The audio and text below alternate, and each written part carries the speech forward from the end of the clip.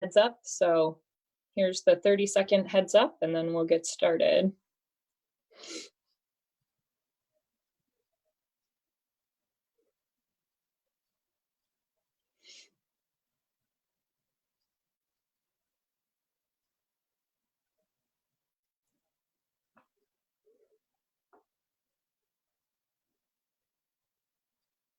All right. I think that was close to 30 seconds, just an estimate.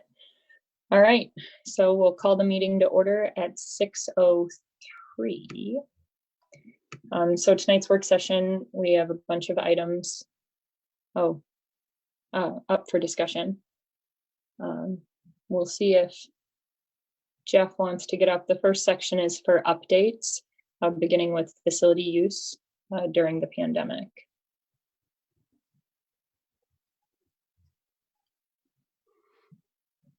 So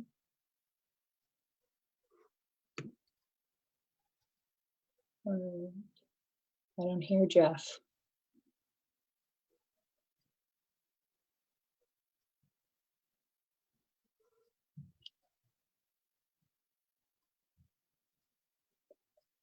No, still no Jeff.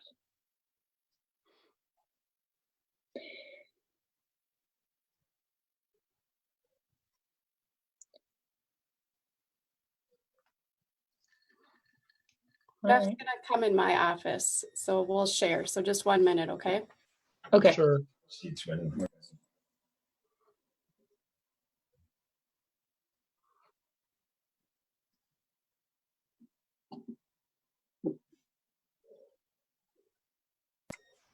I apologize. I've been using this video setup all day and every day, and that's why I'm in the office, so that it works. And there you go. It doesn't work. So am I speaking something other than chipmunk right now? Yes. You're coming in 555. Normal, Okay. Normal human. So maybe Kelsey, if you want to go through the agenda, and I'll try to set the stage for each one. And we have a few guests on the line that are either going to present something to you or are available for questions on anything. And keep in mind, we have a different work month, not to mention the COVID-19 stuff. And I think everything's been kind of leaked what the governor's already going to say here at 6, but we've got all that going on, and we've got a work session 1 week ahead of the regular meeting. So we're going to try to have a relaxed, productive environment to cover all these moving topics right now, so that we have a great meeting next week. And that's really what this agenda is set up to do. It's not covering everything that's on our agenda for next week. It's just covering the things that we probably need some discussion and some input from the board on. So take it away, Madam Chair. Yeah, so we'll be getting a bunch of updates tonight. Facility use during the pandemic, talking about graduation plans now that Governor Walz issued and the state issued their guidance on Friday, grading practices during distance learning, and end of the year logistics for each site. We're also going to be covering official district posting requirement options, rescheduling the marching band trip to Orlando, update on Fund 1 with the unassigned balance, preview of the fiscal year 21 budget, some site requests for additional staffing, and then we're going to go back and take a look at that activity fee increase that at the last meeting we mentioned wanting to bring to the work session, because we do need to make a decision on that at our next meeting next week.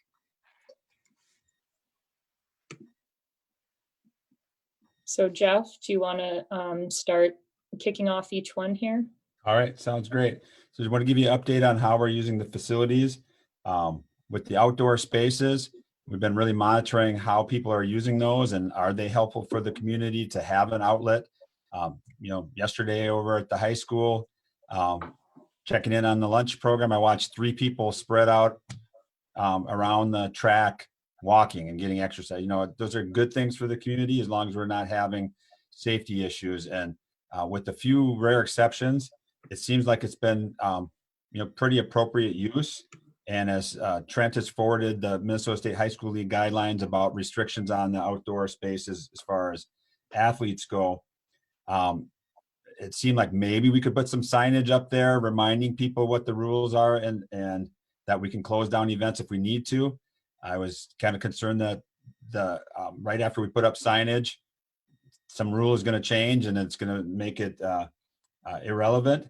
And with the governor speaking right now, he's moving in the direction of making less restrictions. He's taking the stay-at-home order off. So it really doesn't seem to put up restrictions now of all the times on our facilities. I think we'll just continue with the guidance that the board gave to monitor all our outdoor facilities, to react if necessary in situations, and to put up signage or anything else like that if it makes sense. At Tilden, that's something that's definitely evolving. The last executive order was followed up by some guidance from the MDE commissioner, allowing us to make some exceptions for some things that could only be done in person, like some ABE assessments, language badge assessments, things like that. So the community ed staff, Carrie in particular, was looking at following that guidance and allowing us to use Tilden for those very specific ABE things. And then Lori Thrush from the Senior Center had some things, some preventative foot care that's very important for the seniors, taxes, and some other things that they would like to get started up as soon as possible. And all the things on the list seemed like they just weren't critical right now, weren't essential, even though they're important. You know, having tax appointments and things like that, we still have time on that. We don't want to be bringing people in for that quite yet. But the foot care thing really seemed to fit with the new executive order on allowing some elective procedures, opening dental clinics. And we know from what I've heard, the value of this program, if we don't begin to do that and do it in a very safe way and provide that service to our community, we're essentially maybe delaying preventative care that will put people into going into ERs and going into hospitals. And these are senior citizens, obviously the last people we want going in there. So we're looking very closely. We think that we can come up with a plan that follows all the guidance from the state. Mary Ellen's on the line, so we're going to have her jump in on any of these topics at the end if she would like to, or anybody else that has questions. We have no word on summer programs. The commissioner said earlier this week that soon and very soon, I think that's spiritual or something, but soon and very soon, we're going to hear not only about summer programs, but about preschool moving forward after the end of the school year, and that it'll happen together. That announcement will be together, which leads me to believe they're writing the guidance right now.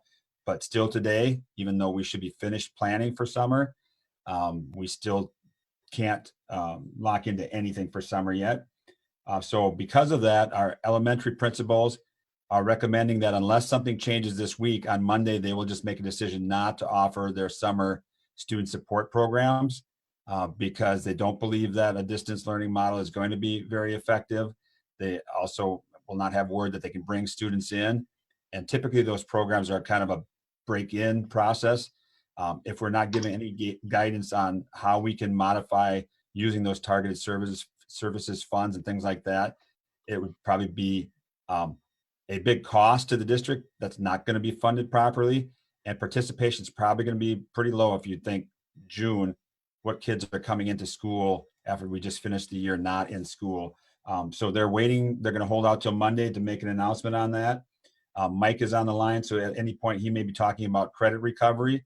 Hopefully we're doing everything we can under distance learning to help not only the seniors graduate, but everybody else who might fall behind in credits to use this time efficiently rather than say, hey, we're going to take a pass on this final month, but then help us in the summer catch up on our credits. So there may need to be something about that. And Mike will be around tonight to answer questions about that if we need to. I think those are the key parts of facility use for right now.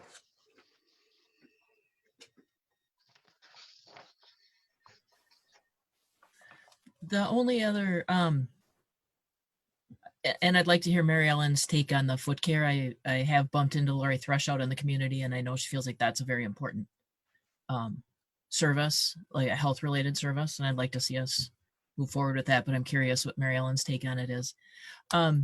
Jeff, I'm curious what your take was on what the Commissioner of Education said about summer food service. What I thought I heard her say was, if you are not in if your district is not in the practice of providing a summer food service,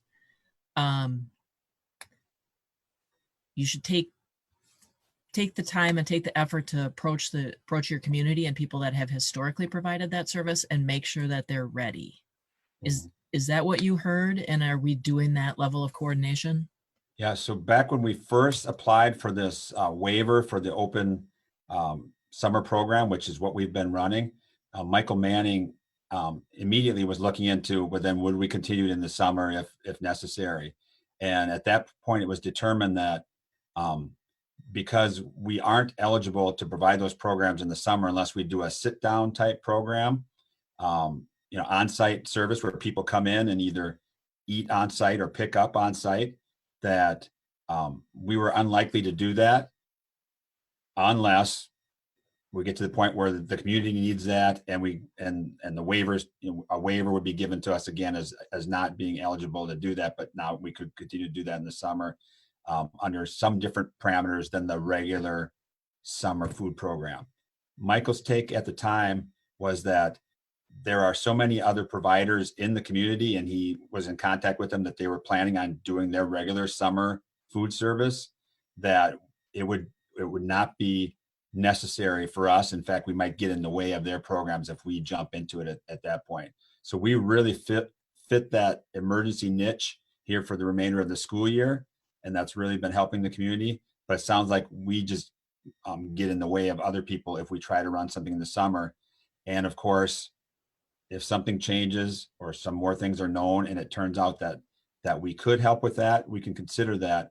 Our primary holdup on that is, even if we did have a waiver, and even if it was perceived that we could help overall food security in the community, that we have no staff.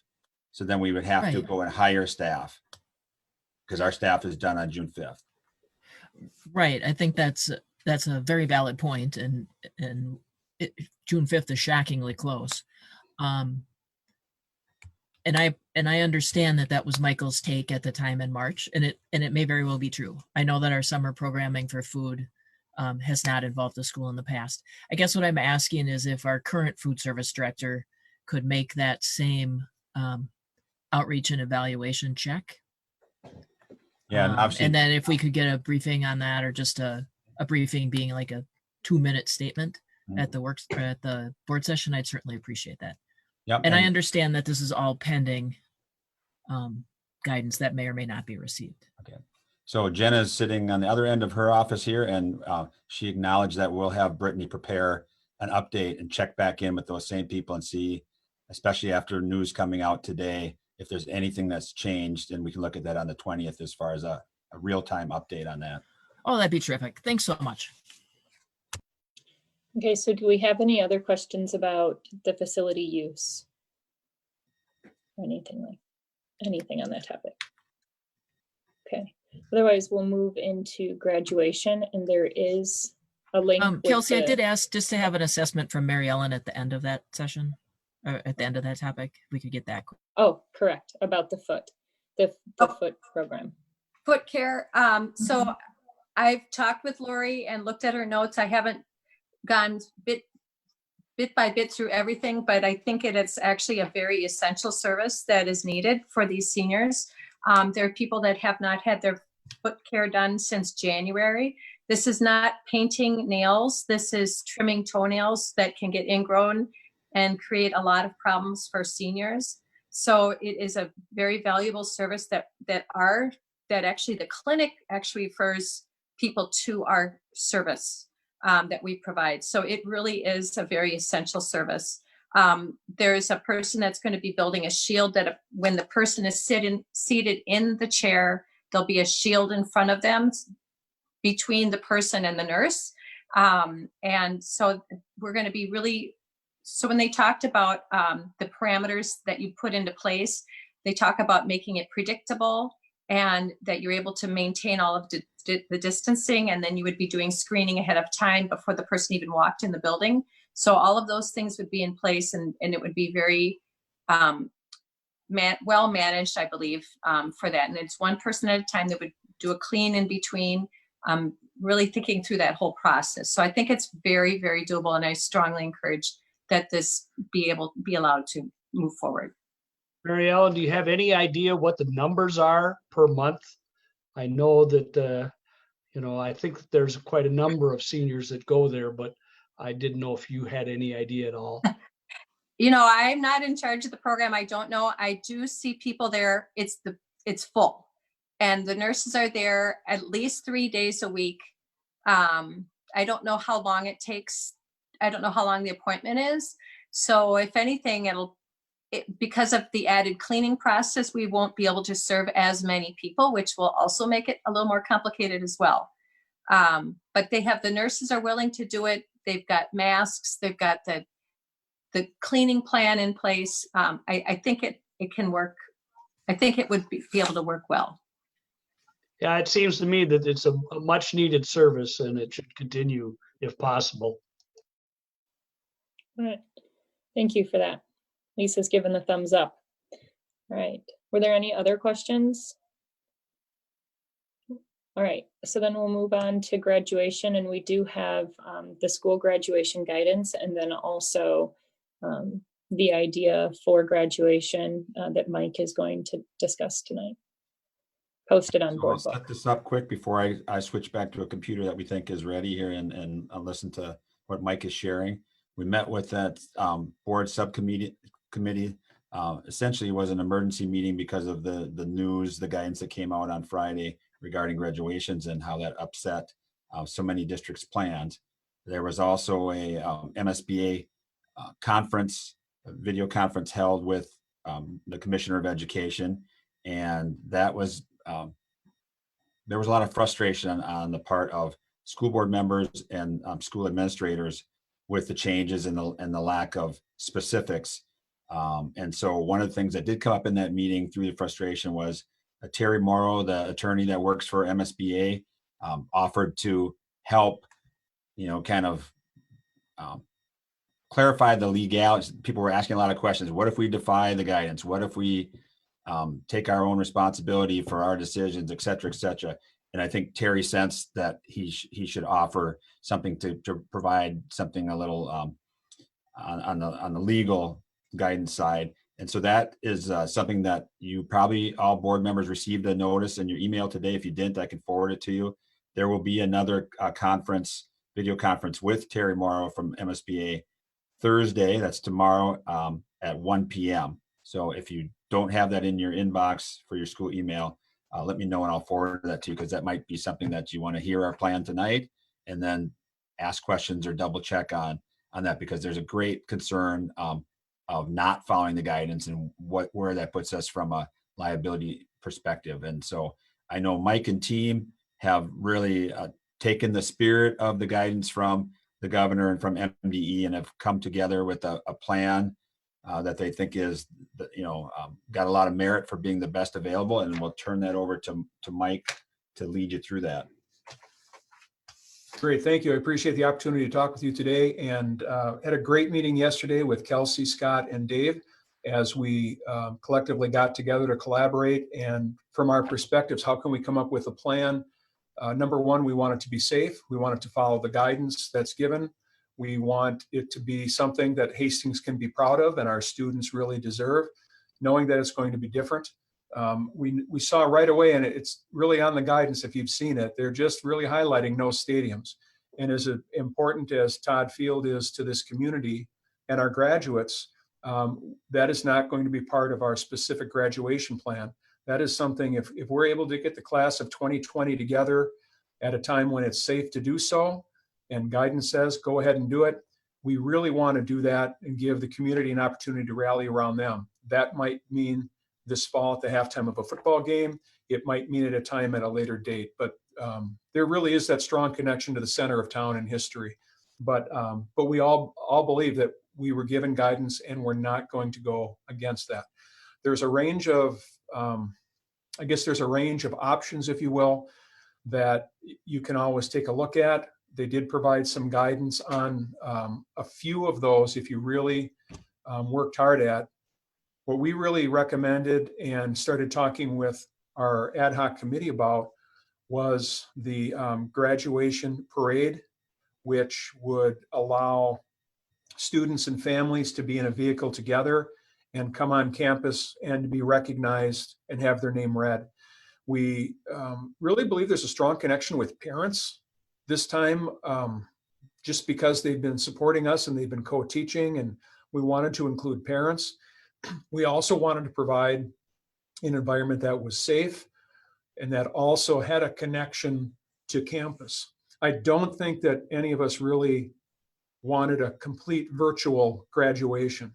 So what we're looking at as is on the plan Friday, June 5th, is that we would have 4 spots that are scheduled. That's to help us manage the size of the groups that could potentially be together, as well as manage the lineup. But we would have that at 3, 4, 6, and 7. We would line up on Featherstone and General Sieben Drive down east on Featherstone. We would have our staff there that would line up, that would be supervising. Hastings Police has already said it looks like a great plan. And we have all of those duties that staff do on graduation ready to go. And they know that, and they want to be a part of that. So when the parade were to get going, we would have all of the cars, we would have all of the names of the students in that block, and our people in lineup would just get the card in the correct order of the vehicle. And then when they drive on campus, we have a couple of special things that we want kind of at that finish line in front of the student entrance and the flagpole. And then we have David Russell Larson, who's our announcer, would announce each student's name as they cross that. And then they would be led by police, be supported by Hastings Police for traffic. And then our staff would be along the inside of that road. This is what we did last Friday, and people are aware of it. They've had practice with it. We know what it looks like, and that it can be successful. We also talked about what's comfort level on handing things out, or any kind of contact, or being out of the vehicle. And it was nice to be able to go to the guidance to say no one can be out of the vehicle. It says right here in our parade, we cannot do that. We also, what's the comfort level with giving something, whether it's a diploma or diploma cover. And we just said, that's just not something we need to do. We can find another way about doing that. So really, and I'll explain that in just a second, but we would have parents in a vehicle, one family. Everyone stays in their vehicle. They get lined up. We know what they are. We know their names. They drive on campus in this parade. Hastings Community Television and KDWA Radio would simulcast that live. Hastings Community Television would then be right by the passenger side of the car. So the student is holding up their diploma that they have, smiling, waving, and then that in the end would be put together into a commencement video. We would pre-record another day. There's typically a student speech, there's a student song, there's an address by school board chair and principal, and then Hastings Community Television would put all of that in. To make that happen, we will have the need to give students caps, gowns, and we had really a rich discussion yesterday. And I think Jeff just said, if we can get everything that student needs once, and they have their kit, so to speak, that's something that really could be nice for the parents and the graduates to have. So on their seniors' last day of school is Friday, May 29th, a week before that graduation. We will have a graduation bin, and it's kind of a takeoff on the all-night grad party, but we would have a Cub Foods box, and in that bin, students would have their name on it. They'd have their cap and gown. They'd have their diploma and diploma cover in there. If they ordered a yearbook, the yearbook would be in there. And then this really throughout the day has been just a great conversation. I don't necessarily have my list specifically in front of me, but we also want students to get any personal items from the building. We want them to get into that senior graduation bin. So we're sending out a survey to our seniors to say, what is it that you have in our school and how can we get it? All of that would be put into the senior bin. And then if students need to come on campus, if there's a way that we cannot get that for them, then they're going to schedule an appointment, probably with Trent, in terms of support, because there's a lot of athletics there. And then we will find a time when it's just that student and an administrator, but we don't think that actually would be very many of those to do that.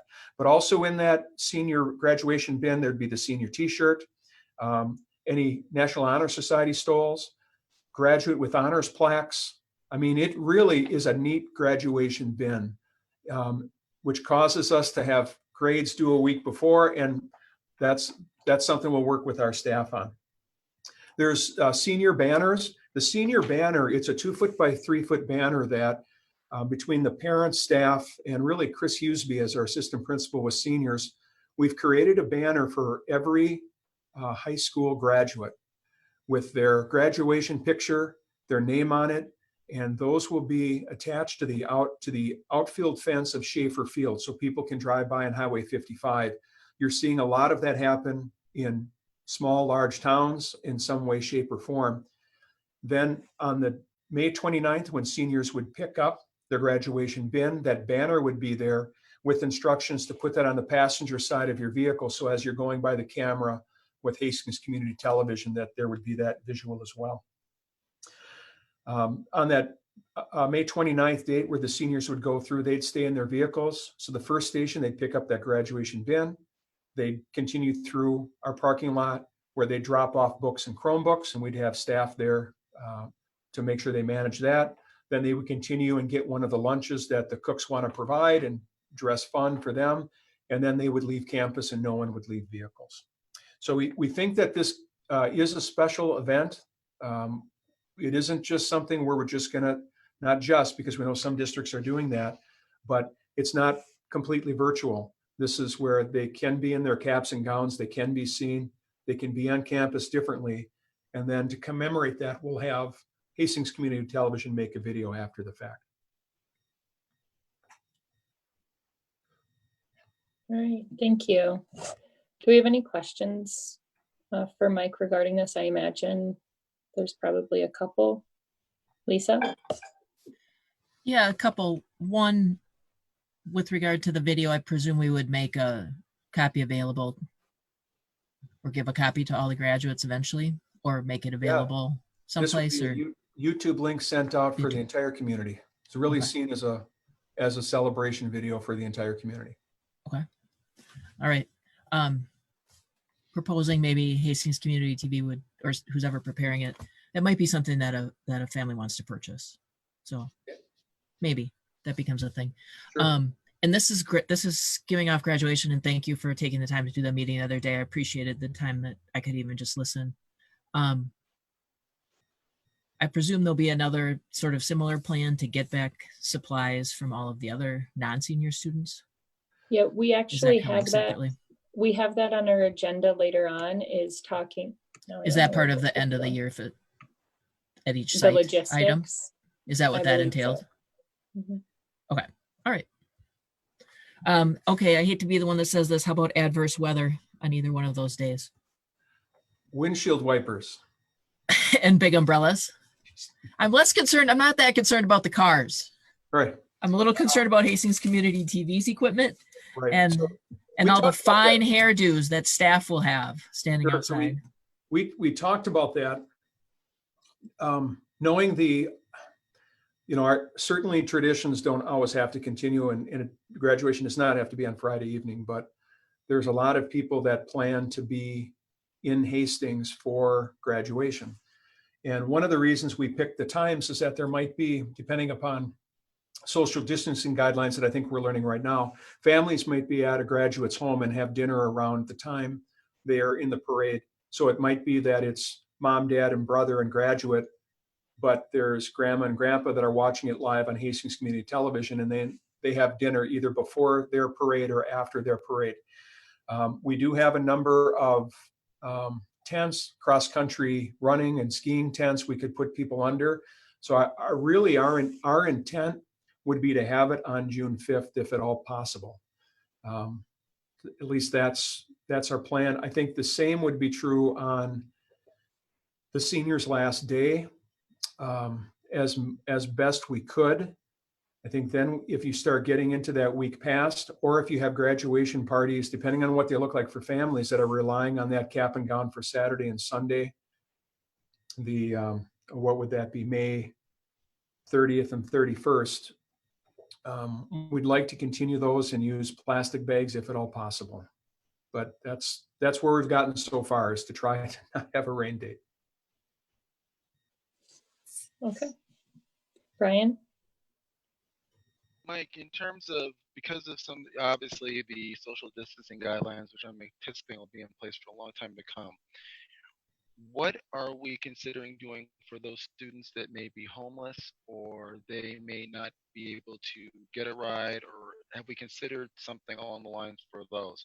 That, We've had great feedback from Terry Johnson, Pat Regan at Hastings Bus Company. They're all in. I mean, we will connect, and we know a lot of our students that will have some struggles, and there's some that we won't, but that will be one of our primary contacts with students along with grades. Is we want students on campus that May 29th to get their graduation bin. They will get their diploma then. And that also will help us to see who is not able to get here to do that we can plan for the following week to make sure that they're June 5th. But, we really want, at the beginning of the parade, we want a school bus with our big banners and Raider Nation on it. I think that's a great start. But they have a number of minivans that they transport students all over the Twin Cities. We would look to have minivans as best as possible. Terry Johnson, his staff is already trained. They're already transporting students. So we would find a way to do that. There would be some that might ask a neighbor for a ride or to borrow a vehicle, but we would not, any requests we would deal with. Also, it's important to note that graduation is not required, and we are not requiring graduation. There are some families and students for personal reasons that choose not to, and we would continue to honor that. Also this year, everyone's the class of 2020. They've all had this impact. We are not going to have a minimum number of credits that you need to earn to participate in the ceremony.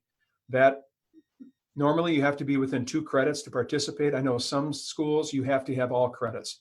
This year, we want to recognize our students in our community, and we know that some students might have to work a little longer for their diploma, but we want them all there.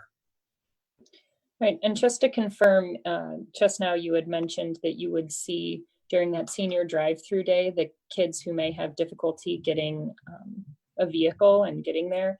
You Right. are going to do some personal outreach calls as well to students to make sure ahead of time to kind of gauge those numbers and figure out which kids may need that, correct? Yes, because that week is probably the biggest week of contact that the teachers will have with their seniors. There's a lot of certainly academic work, but there's a lot of goodbyes and a lot of connections. But that will be the 2 big conversations with your seniors. Do you have a way here? And tell me if you don't. And how are we going to calculate your last grade? And I know we have an update on that later. But there will be a lot of communication that's there.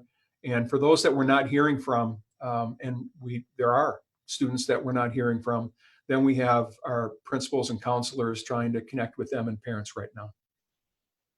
Okay, great. Does anyone else have any other questions or comments? Otherwise, thank you so much for all of your time going into this. I know that the guidance issued last week was kind of threw all of your plans for a loop. And, you came back right away and came up with some really great ideas. And I know you've been working hard on this. So thank you. I think Jeff had a comment. Or he raised his Oh, hand. I can't. Yep. Okay. Oh, that's good. Jeff? Yeah, I want to follow up on graduation a little bit there. I want to make sure that the board questions were answered, and I want to encourage more questions if there are some, because Lisa made a very astute observation about weather, because we all know what can happen in June. And so I think once we have, a plan that can be supported here, is that we'll have to look at an alternate date, because poor weather, the show will go on with the tents and everything.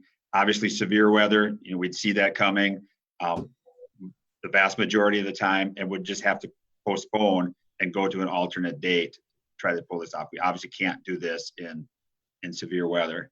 The other thing that we're looking for, which is totally unique, normally graduation for a school board is you have great people and at the high school and other places, parents, whatnot, make it all happen, and the school board gets to show up and do that wonderful reward for being on the school board, which is to hand out diplomas and go through the pomp and circumstance and all that kind of stuff.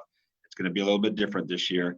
But normally you don't have to approve the graduation plan. That's an internal administrative thing.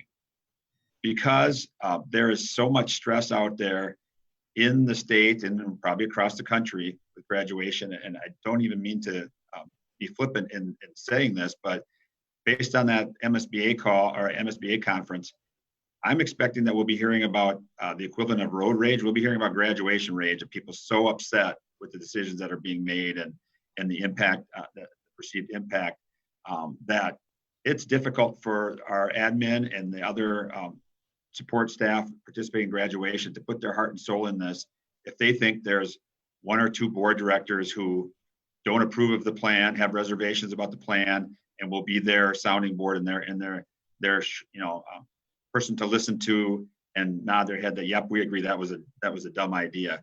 And so I'm not anticipating that from this board by any means, but it really gives Mike and team the confidence that they can move forward and that you're behind it. So I think between tonight and the 20th, we're asking that on the 20th, I am asking, would the board entertain any kind of symbolic show of supporting the plan as it's been presented and as the details are presented to them? And if there are reservations of any member of the board, we totally understand that. The best plan that Mike can develop is the one that all 7 board members can get behind. And if it just means I'm concerned about this little safety part, or I just think we got to emphasize reaching out to those that may not participate a little bit more, or whatever it is, if we could do that in this informal work session tonight, that would really help, because a lot of work is going to go into this moving forward. It's been a handful of people so far, but it's about to become a whole bunch of people. So I'll turn that back to Kelsey just to see what your thoughts are on that, and where we can go to bring closure, or if we should follow up on the 20th with something a little bit more symbolic. Okay, so I would say, assuming we would follow through with something symbolic next week, does anyone have any reservations about this plan? Anything that they would like to be looked into more or discussed more, or anything like that? Stephanie? No adverse reaction to this plan. I think it's fantastic. I think that it's a solid plan. What I would like to see is a more concrete decision for the adverse weather plan. So finding that alternative day, as Jeff said, it sounds like you guys are already thinking about that, but to have that in stone, because we live in Minnesota, so I do want to see that. We had talked internally about moving it to Saturday. There is the ability to move it to Thursday because students would have everything. And so I don't know if we want to, if weather rolls in a couple of days, if we wanted to designate that right now. And the same would be, I think, with the May 29th, is that there's no reason we couldn't do that June 1st. I just think about those families that may have been counting on that for a grad party. Mm-hmm. Scott? I was just going to comment. I think it's a good plan. I think we actually, I think we should absolutely have a vote on this at our regular board meeting. Number one, to serve as a communication mechanism, because we no longer have our local paper. Okay, and I'm kind of inkling ahead to my next comment. So that's number one. Number two, I want the community to know that we know about the decision, we support the decision, so that we're not leaving our administrators hanging out to dry. I don't want Mike Johnson, I don't want the assistant principals taking heat over this, because this, it's an unusual circumstance. The board is involved. That doesn't happen. That has never happened in my tenure on the board. So this is something different. So I think we need to be visible there. In terms of being visible, I think we need to come up with some way to publish this, whether that be on the web page or whatever, so that the community does have a chance to see this and know what's going on. Because there are people that care about the graduation in Hastings that don't have a graduate, aren't related to a graduate or anything like that, but they just want to know what's going on. Yeah. And I think in general, when things have gotten shared on the district social media page, they get spread pretty fast.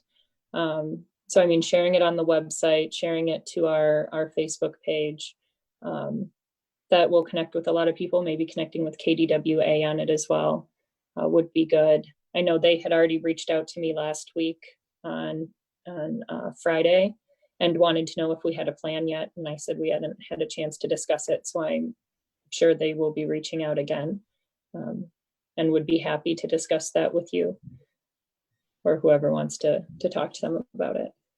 Yeah, I think if Mike would be willing to do a KDWA interview, put something on something on our website, and that thing might even be a short video, because I think Mike's demeanor and approach around student safety and commitment to following the safety guides from the state just sort of maybe will de-escalate some people. And then I certainly would support a board supportive action, because I think Jeff's correct. There will be a little bit of there's possibility of a little bit of a storm in response to this. And I think we should all accept that we were part of the decision. Yeah. I think no matter the decision we make. Yeah. One thing that I appreciate your support. I appreciate working together in collaboration. It's been fantastic. And that's one thing I'll work with Jeff tomorrow on what is the staging of the communication and how do we want that to roll out. I know that our students and parents want to know, and if it's something where we do some KDWA, there's certainly people who are paying attention here tonight. And then any official communication comes after the 20. If that's what your intent, we certainly can do that. If we want to do something in the middle, give it a couple of days, and then I put something out on Friday to the students and families. I'll work with Jeff on however we best want to do that, because I appreciate the sensitivity to the change that's happening. All right, thank you. Scott? Just one more thing. Did the governor happen to say nothing? I'm presuming nothing changed from the May 8th communication with tonight's town hall or whatever he was calling it. I think Mary Ellen wants to talk. Yes, so I can answer Scott's question. He did actually make it so that people can gather in groups of 10 or less in homes. And so the order to stay, and yet he still wants people to stay close to home and practice I'm going to say physical distancing, because actually we want to stay socially connected. But so small groups and still practicing, like if you're sick, you should not be around people. And Mike, I know how much you've gone through to get this plan, so I am so much in support of it. Today, Wednesdays is the day that Minnesota Department of Health has a 1-hour webinar with school nurses. And they did give an example today of a school district that basically defied, and I don't even know where this was, but they did a prom, and though they had the plans laid out, things were not followed, and there were videos taken of people not socially distant at that event. And so the best laid plans, unfortunately, things can happen. So I really like this plan. I am thrilled that we're going to be able to do something like that. And at the same time, I want to make sure that we really emphasize, and Mike, I know you'll do this, that people we're doing this for a reason. And it's because we don't want people to get sick. We're trying to keep people from dying. It's very contagious. And so that's what this is all about. That's what I want to say. Yeah, Mary, go ahead, Stephanie. You raised your hand and I'm just talking. Sorry. Scott, you had mentioned something about publishing this maybe on our website, and there's also social media. I would like to see another thing too, if it's possible and if you feel it's appropriate, kind of a charge to the community, because we're all going through this together, and we want to support our graduates. Just making sure that if they do want to get involved, that it is appropriately within the CDC and Minnesota guidelines.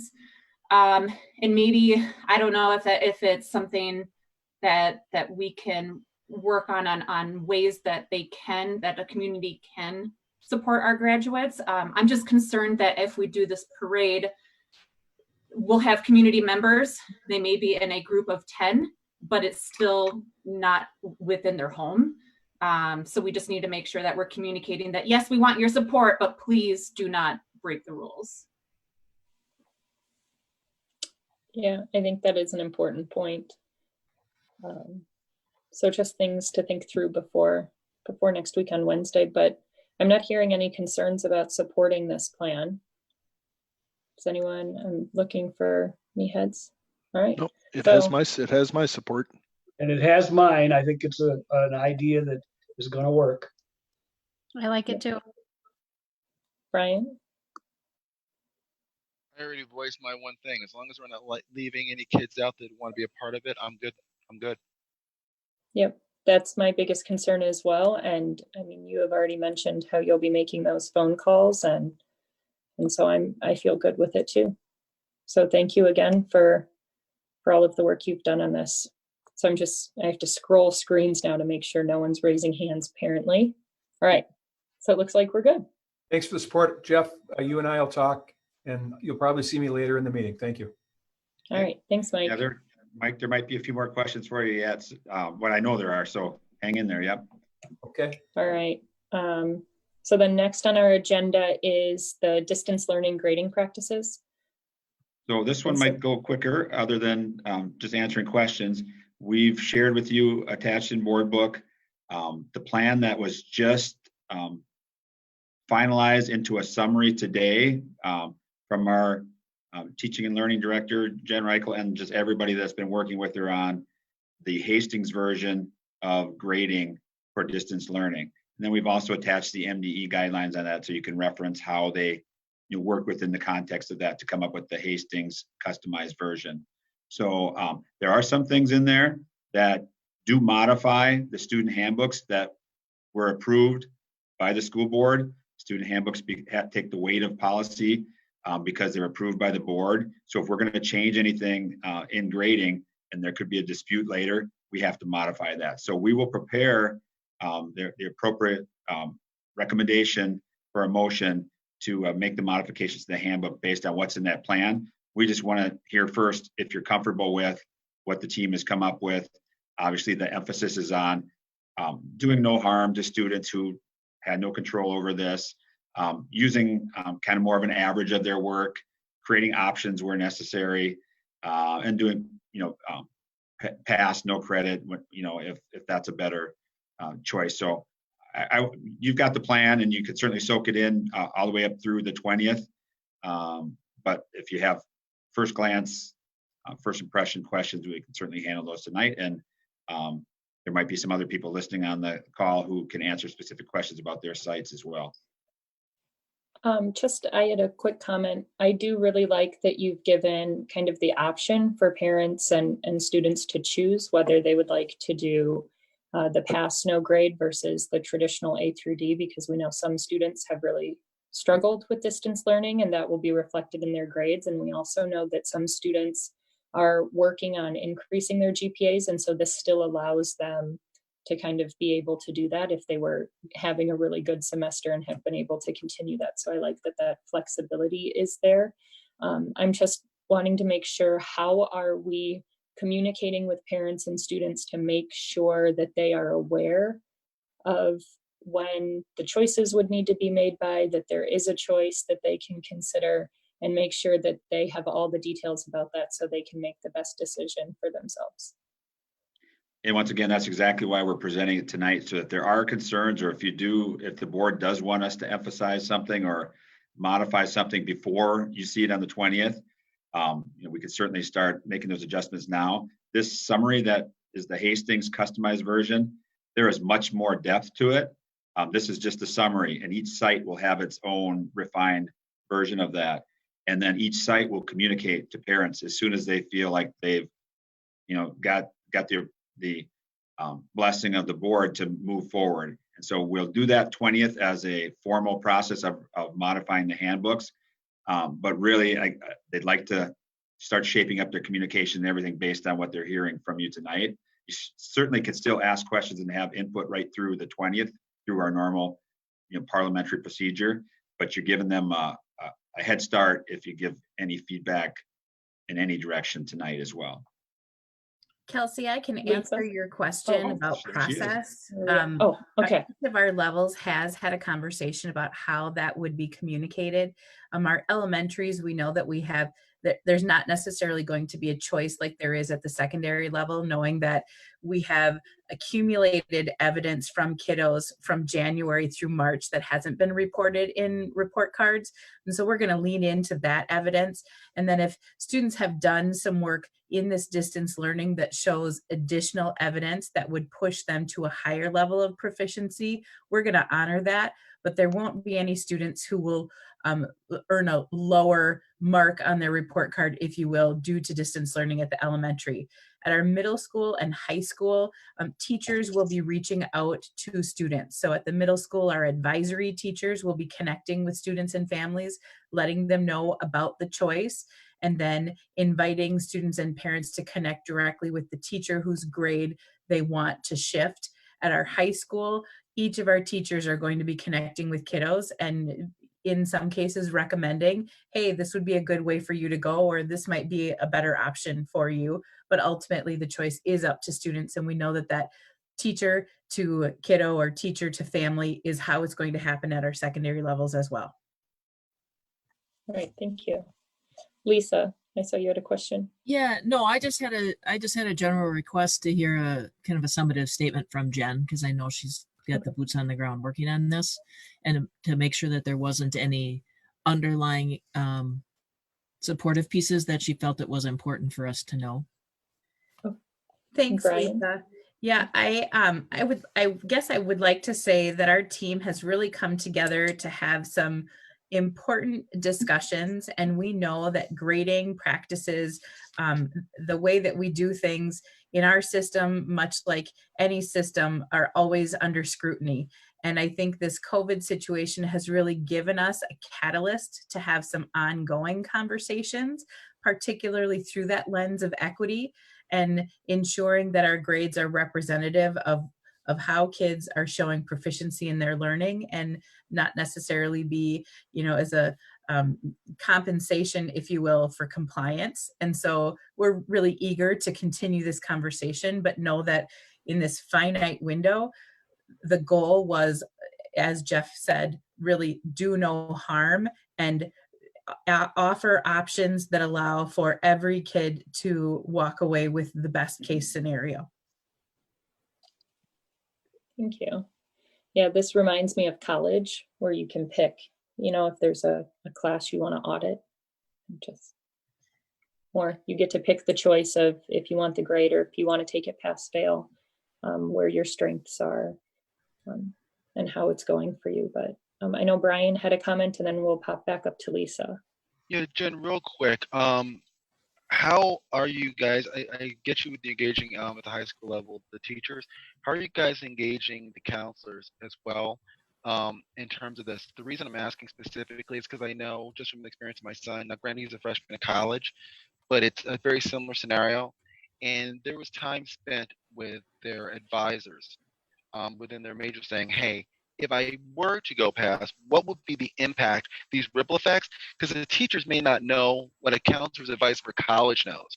So I'm actually a little bit more concerned about the kids that are those juniors. They're getting those applications in come October, November of this year. Yeah, I appreciate that, Brian. As a parent of a junior, that has definitely been on my mind, how that's going to play out. As part of our team, particularly from the high school, Mike invited not only a classroom teacher, but also a representative from guidance, and Gabe, our equity liaison, was also part of the team. And one of the things that he has offered to do is to kind of make a flow chart of, if this is the scenario, then consider this. If this is the scenario, consider this, and really be mindful of, especially those students who are interested in being competitive for elite colleges and universities and those scholarships. That's been really part of the mindset. And some of that counseling will definitely happen both from guidance and from classroom teachers, given that they have some understanding of how it might impact those future decisions. So I appreciate that, Brian, and that definitely has been on the radar of the high school team. Lisa? My question is with regard and I think this probably only applies at the high school level, but correct me if I'm wrong. If a student chooses to take a no grade, they choose to take a no grade, does that mean no credit? And are we going to run into credit concerns in 1, 2, and 3 years? I think we're thinking less about we have to refine the language of whether it's no grade or no credit, but the intention is that a student would have the opportunity to engage in credit recovery for a part of the course that they didn't meet proficiency on, rather than having to So it'd be repeat the limited entirety. Yep. portion. Okay. And Mike, if you're still on, if that was inaccurate, please correct me. You're accurate. And then my only other question is, and this is just a curiosity question, and it probably reaches out to Mike, and I don't see any other elementary principals on or anything, but has there been much, if any, parent question or concern about this? Again, as a parent of a junior, I think I've been paying attention to it a little bit more than some, but I'm just curious how much, if any, parental engagement you had of people reaching out and being concerned about this. I can say that I have not had any conversations about grades. I've had a couple of parents, fill out some questions about the academic progress, but not specifically about grades. How about you, Mike? Well, I think we're a little conservative with policy changes, and I think that's helped us here because there have been some districts that have right away, they made a decision to stick with their A through F system or go pass fail. And then with the guidance around grades, they had to reset themselves. So I think it gave us the opportunity just to really think about that. And so if parents contacted me, I just said, this is an ongoing conversation. We believe in things like hold harmless. We believe we want students to continue to work past the time of they get that no credit. But I think just in talking with parents, knowing that this is coming the last couple of days, and with staff members, it's just kind of taken the air out of the balloon a little bit. Just that, okay, all right. So we talk about grace. Well, this is an example of a policy that does that, and choice. And because there might be a student that it might not be a grade you and I would choose, but if they're really proud of it, they may want that on their transcript. Yeah, and going back to the college piece, I also think that this is a discussion colleges are probably having right now as well. And that they would be recognizing that grades from this spring for, freshmen through seniors are not necessarily reflective of that student's work. And I think colleges are also going to be a lot more lenient, I would imagine, when they're looking at transcripts, or you can write a note in there that explains, distance learning was difficult or something like that. And I imagine colleges are having this discussion as well. That I think the whole nation is kind of in this position right now. Yeah, as a note, Kelsey, the MDE has provided language to go onto the transcript that describes this spring term was as a result or during the time of COVID. So it'll be on there. Okay, great. Brian? I just want to make sure that I'm clear that my biggest concern is that if you get, there's multiple layers of people who can access different information. I want to make sure that the kid on the hill is getting the same information as the kid that's not, because I still believe that even though universities will have to make some adjustments, if you get two kids that are in a dead flat out tie and one kid has a grade and the other kid doesn't, and they have to make a decision, they may determine that they'd rather go with what they know, which is the grade they're looking at versus the P. I just want to make sure that all kids are getting the same information or an equal information so they can make a decision that's best for them with the help of the wonderful guidance office we've got in our teachers. I think one of the things that we've talked about in our teams of teachers is that we would like to have some flexibility for those in the grades 9 through 11, and that if we find out some new information that causes in certain circumstances a need to change what was marked this fourth quarter, that we would certainly be open to going back and making that adjustment in order to, again, do no harm to any students. That's awesome. That's great to hear. Thank you, Jen. Does anyone else have any questions or comments on this item? Scrolling. I'm not seeing anything. All right. Well, Jen, thank you for all your work on this. It looks good. Thank you. All right. So next up on our agenda is end of year logistics for each site. All right, so we've had a few directors ask for information about how we're wrapping up the year at each site. And so during our regular leadership team meetings, I've brought this up several times. And I'm going to share with you how I framed it for them. And please correct me if you'd like it to be presented in some other way than this. But I said, the board certainly doesn't want to approve of what you're doing to wrap up the year. They don't want to micromanage. They don't want to get involved in all the details unless they're normally involved in that site. But they obviously want to have the opportunity as the governing body to notice something that they think is not safe or not a good idea. And more importantly, because they are on the school board, they don't want to find out from their neighbor what we're doing at any site. And they don't, and if their neighbor tells them, well, I heard that they're having, a carnival at Kennedy, knowing that the board has been informed, you as a director, you will say, no, that's not true. They're not having a carnival. So that's how I framed it for them is we want to let the board know when we're developing something so that they have that information and they can be ambassadors and they don't get caught off guard by anything that we're doing. So that's how I framed it for them. And after I share what's happening, then we'll see if there's anything you want to adjust in that message. Obviously, the end of the school year is unusual, but it's been a school year full of a lot of other things. And all school sites want to celebrate the end of the year. They have their traditions, much like the high school has that long list that we went through of important events.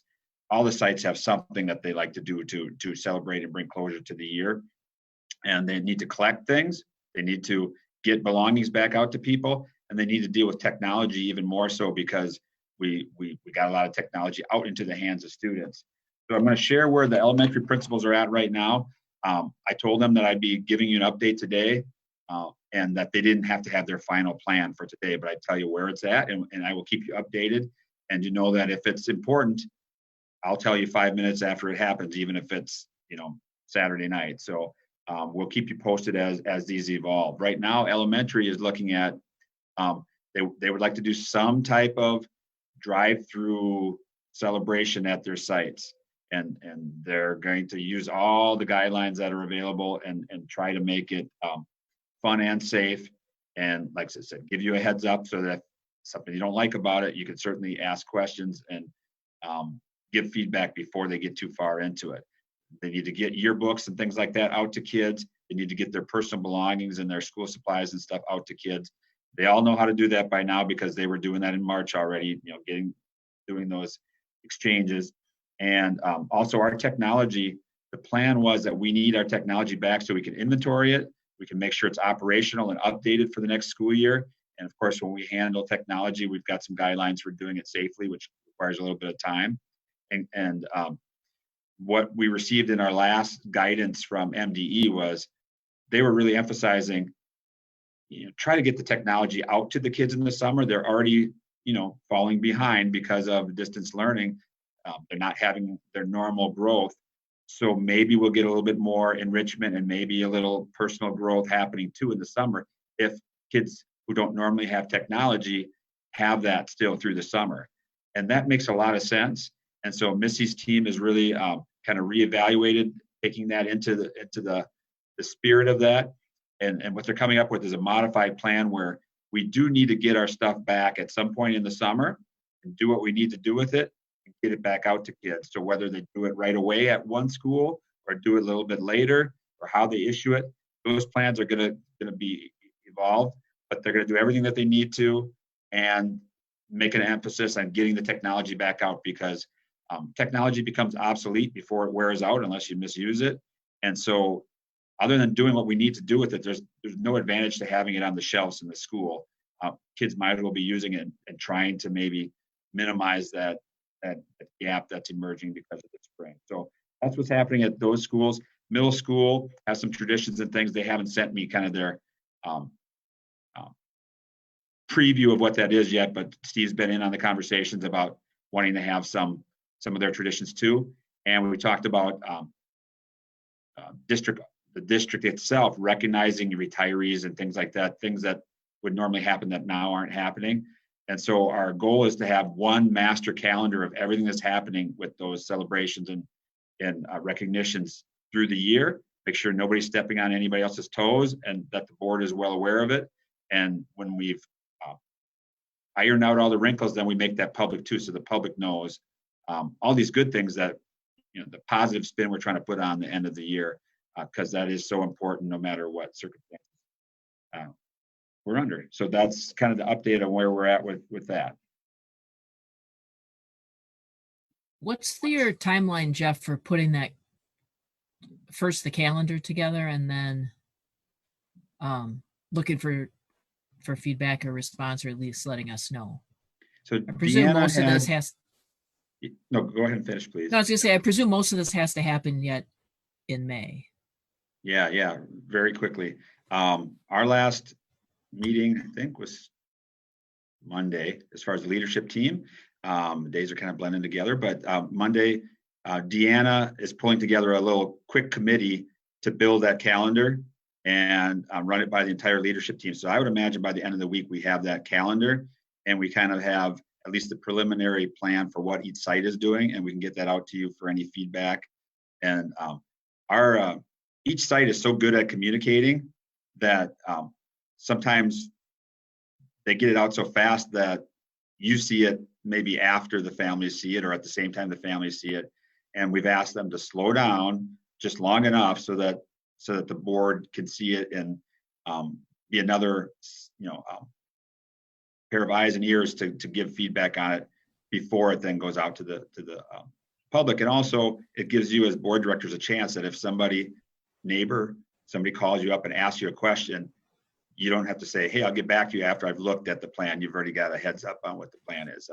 I hope that meets the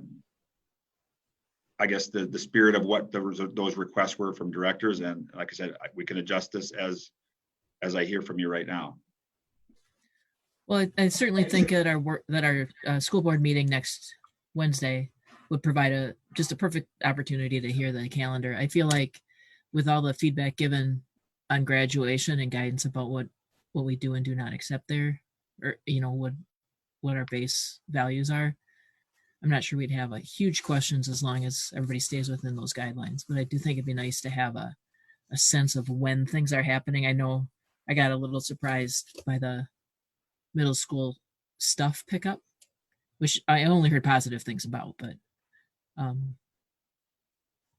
I think you're right. It's nice to know in general what stuff's happening, especially if we don't have kids in that age anymore. Yeah, and kind of like you had said earlier, not wanting to be surprised or find out from your neighbor that maybe, there was an event going on that they didn't like and we weren't even aware that it was going on, just because right now things are so different than they usually are. Just trying to keep us informed of all of that, I think, is important. Are there any other comments or questions about this? Otherwise, we'll hear more about the calendar next week. Okay. So next is the official district posting requirement options now that the Star Gazette is no longer publishing. Okay, so just to set the stage on this, in January at our organizational meeting, we designated an official newspaper, and there was a little discussion there, also with some new board members joining us, about why we designated an official newspaper and what our options are. And the decision was made to support the Hastings Gazette as our official posting site, our official publication, or source of posting our notices. Since then, we've found out that we're going to stop publishing and have already stopped, I believe, effective this week. So we have to come up with another option, and it gets kind of tricky in determining what your options are, because there are statutes that govern this. I know there are exceptions, because at the rate that local publications have gone out of business and no longer circulating a publication that meets the requirements. Some rural areas and unique areas have been using a website, and I'm not sure how they're getting permission to do that and whatnot. However, when we examine the current statutes and we look at the legal guidance from MSBA, there's an overwhelming recommendation that we use a publication for either our meeting minutes or a summary of our meeting minutes. Either way, it has to get out there to the public. And so we could save money by doing a summary. It takes more effort to make the summary. And then you save money based on how much print space you're purchasing. Certain legal notices have to go out, as you know, and a lot of other government things, they just have to go out in some place that has that public circulation. So we're going to have to find some place to do that. We looked at the Pioneer Press as being a high number of subscriptions within the district and did some research on whether that would be an option. We know that South Washington County also lost their local publication and did put out an RFP and is going to use the Pioneer Press. So I guess the question that we have to ask and work through now that it's a reality is, would we want to put out an RFP and get it out to every possible publication and see what their response is and what their rates are? Do we want to explore further the concept that the Pierce County Journal is going to run a local version of that for Hastings, and that they plan to be publishing or in inaugural edition that says May 14th. And I know Becky is online there somewhere, and she's been talking to a lot of publishers and school districts and stuff, getting more information about that. She's talked to MSBA quite a bit as well. So you may have questions that she can better answer. But I'll just put that out there. First of all is, do we want, and we don't have to decide tonight because obviously we can't, it's a work session, but are we tending towards putting out an RFP and see who wants to put in a proposal? Or should we immediately go to the Pioneer Press just to get our stuff out there? It's been a busy time, so we need to get things out there.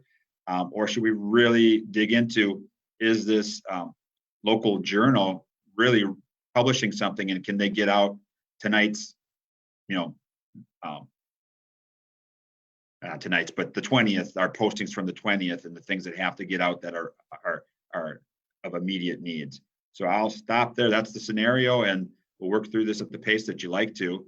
And Becky might tell us what's the last thing that went out, and that we have a 30-day counter. Once something needs to be posted, we have 30 days to get it out. So maybe Becky can tell us what's in the hopper right now and what our timeline is for making a decision.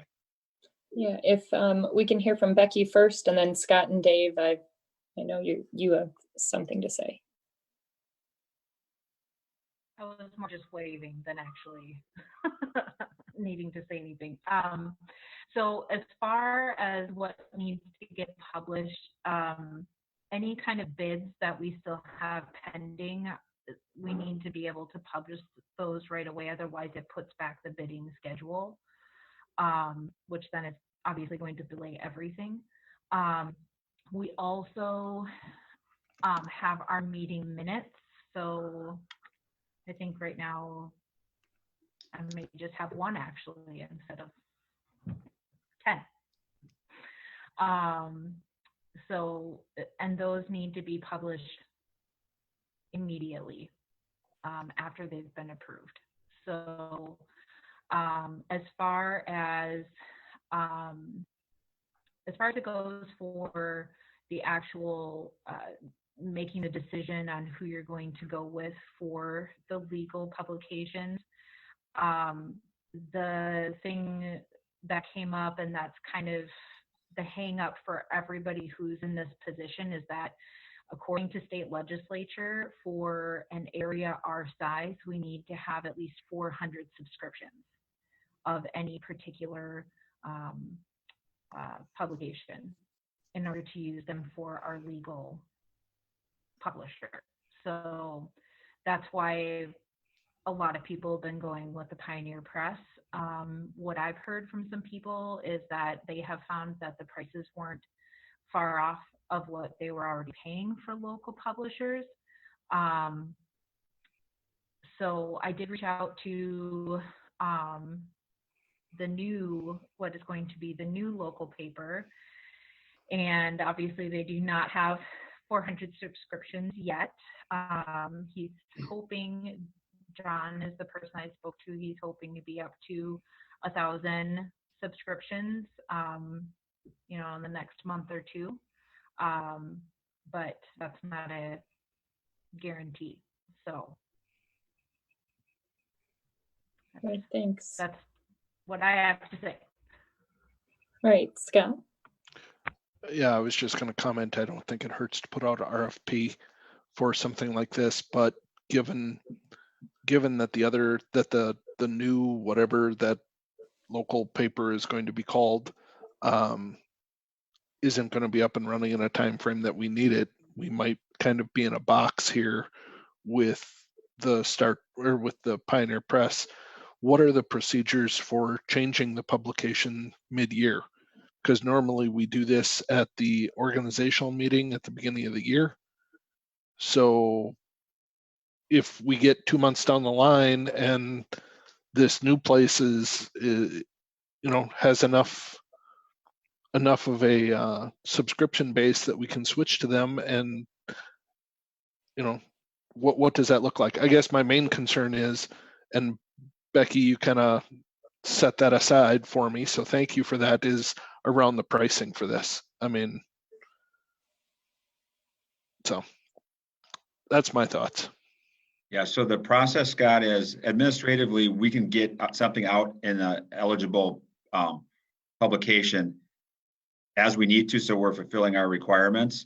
The formality of the board approving the selection of the official publication, that is important to do that as soon as practical. And so we could do that May 20th, we could do it in June. You can change the publication every month if you wanted to. So we can pick one now and pick one in a month.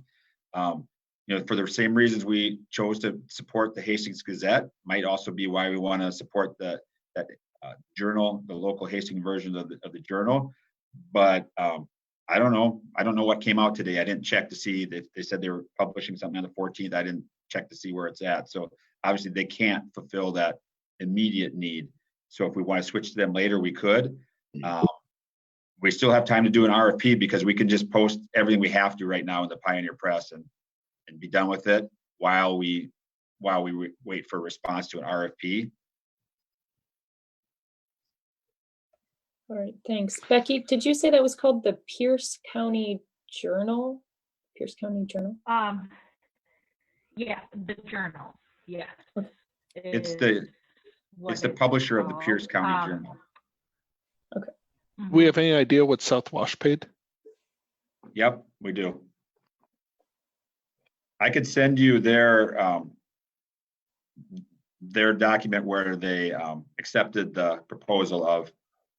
And also how that compares to what we paid the Hastings Star Gazette. Yep, we could send that to you tonight. We'll send you the wording of the acceptance of the proposal from the Pioneer Press of that South Wash. I don't want to send their documents out on board book, but I'll send them to you. Okay, I think Dave had a question and then Lisa. I guess I'm thinking that, from what I can understand of what the guidelines are and what the state statute states, that, we could put together an RFP, but whatever needed to be published directly, go to the press and, just get the thing published as it has to be, and then follow up with an RFP. And like Jeff said, it can be changed if this other newspaper comes into, the process and meets the 400 minimum commitment for subscriptions.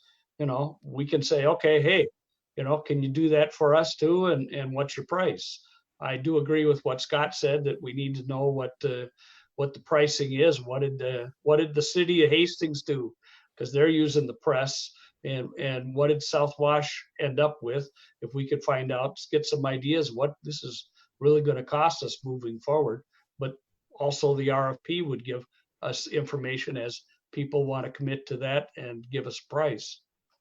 Yeah, Dave, if we put out an RFP, like I said, we have to get some things posted right now, but if we put out the RFP, that gives the local Hastings Journal an opportunity to look at the RFP, and they have to be able to meet our specifications. So if we say you have to have 400 subscriptions, they can't reply till they have 400 subscriptions. Right. I guess that's what I was looking at and saying that, you know, hey, see if this guy from Ellsworth can make this work or not. But, you know, if we put the RFP out and see what comes about with that and whatever needs to be published directly, we just go to the press and get it done. And nothing says we can't do another RFP 2 months from now. So I think it sounds like our safest bet in the intermediate, and it sounds like our requirement right now is just to get everything in the hopper published. Okay, Lisa? Yeah, I just, I struggle to see the value of an RFP. I mean, I think you got to go with the Pioneer Press. Somebody help me understand. I think the two papers that would have 400 subscriptions in our district are going to be the Pioneer Press and the Star Tribune. I don't believe that Dakota County, whatever that one is that Dakota County commissioners went with, is going to have 400 subscriptions in our district. So, and going out with an RFP right now with a very new, very new, maybe newspaper isn't really fair to them. And I sort of feel like it's going to end up being the price we have to pay. So I would just say, we'll go with the Pioneer Press. If Becky's hearing, I mean, I'm curious to know what the price is, but if the feedback Becky's hearing is accurate, which is it's not that much more than people are paying in their more local newspapers, we go forward with that, keeping an eye on the Hastings Journal and wishing them well, and looking for an opportunity when we know that they would at least be able to meet an RFP. Because I mean, who's going to reply right now? Pioneer Press. Yeah, we can delay that until we see if the journal gets up. I mean, we're going to subscribe to the journal, so we'll know if they're delivering a paper or not and what it looks like, because we're going to get a copy here. So maybe we just hold off on the RFP, have it ready to go, and just wait a little bit. I don't think that's a harm if we're getting everything published short term. Yeah, let the new, hopefully local paper get their feet under them and see if they can meet our need. So yeah, we can't make a decision, but I think I've heard enough to get you the information and take any individual comments that you have, and we can talk about it again on the 20th. And if you had a reason to make any kind of board action on the 20th, then somebody just needs to add it to the agenda on the 20th, or we can talk about it again in June. It's not a rush, other than to get the things published that need to be published. Okay. And I saw somebody's hand up there a little bit ago. I don't know. Oh, it was Becky. That was me. Just really quickly too, I wanted to add John McClune. He's working on getting me the rate sheet for the local paper, so the journal. But he did let me know that he checked with the state, and his state is, according to the state, his rate is the lowest classified rate, which means it would be $6.25 per column inch. So when I have his rate sheet as well, I will forward that to everybody so that you have it. Great, thank you. Mhm. Okay, any other questions or comments? All right, so moving on to the marching band trip to Orlando, a possible rescheduling option. I know this was kind of floated to us at a last meeting, but. So this has a few little parts to it. The policy committee did meet here recently, and they would like to request some time dedicated on the June 10th work session to try to reconcile policy 510 and 610. 510 is student travel. That's unique to Hastings. It's not an MSBA policy, but it kind of merges with 610, which is the field trip policy. And they really believe that it'd be hard for them as a committee to reconcile those and and basically come up with one policy that is relevant to not only the current needs of the district, but also being aware that now we have the pandemic possibility and the impact going through into the future, and making sure that our policies are ready to handle that, and that sometimes the two policies that you have sometimes don't play nice with each other. So they would like to set up some time for that. In the meantime, we had gone several months ago and looked at what were the out-of-state trips that were coming right when this all was coming together, and we had to deal with that band trip to California. We showed you what all was potentially coming, what was already board approved as an extended field trip that was all fine and dandy until you started to have other concerns. So I would like to ask Mike if he's got any update on what was going to happen with the Spanish Argentina trip that was scheduled for June, if that is now canceled, postponed, that is even something that the board needs to be aware of right now. And then we'll come back to the marching band trip, because that's just informational on the marching band trip. Mike, are you still out there? Yep, right here. The Argentina trip, the Language and Friendship just said we are not traveling this summer, and they would look at a summer option next year. So there's no one lost any money on this. It's hopeful that we can get someone to reschedule for next summer. And as Jeff mentioned, we do have a school trips policy. We have a practice that goes through, and it almost feels like the two policies. We have a true policy, and then we have a practices manual. And for several years, we've had a very good extended field trip policy that if I can be of any help looking at that, I'd be happy to do that. But the Argentina trip is not happening this summer, with the hopes of looking at, again, next summer. The reason why summer is that they do extended stays with families in Argentina or the country that they go to. And it's about a 3.5 week trip.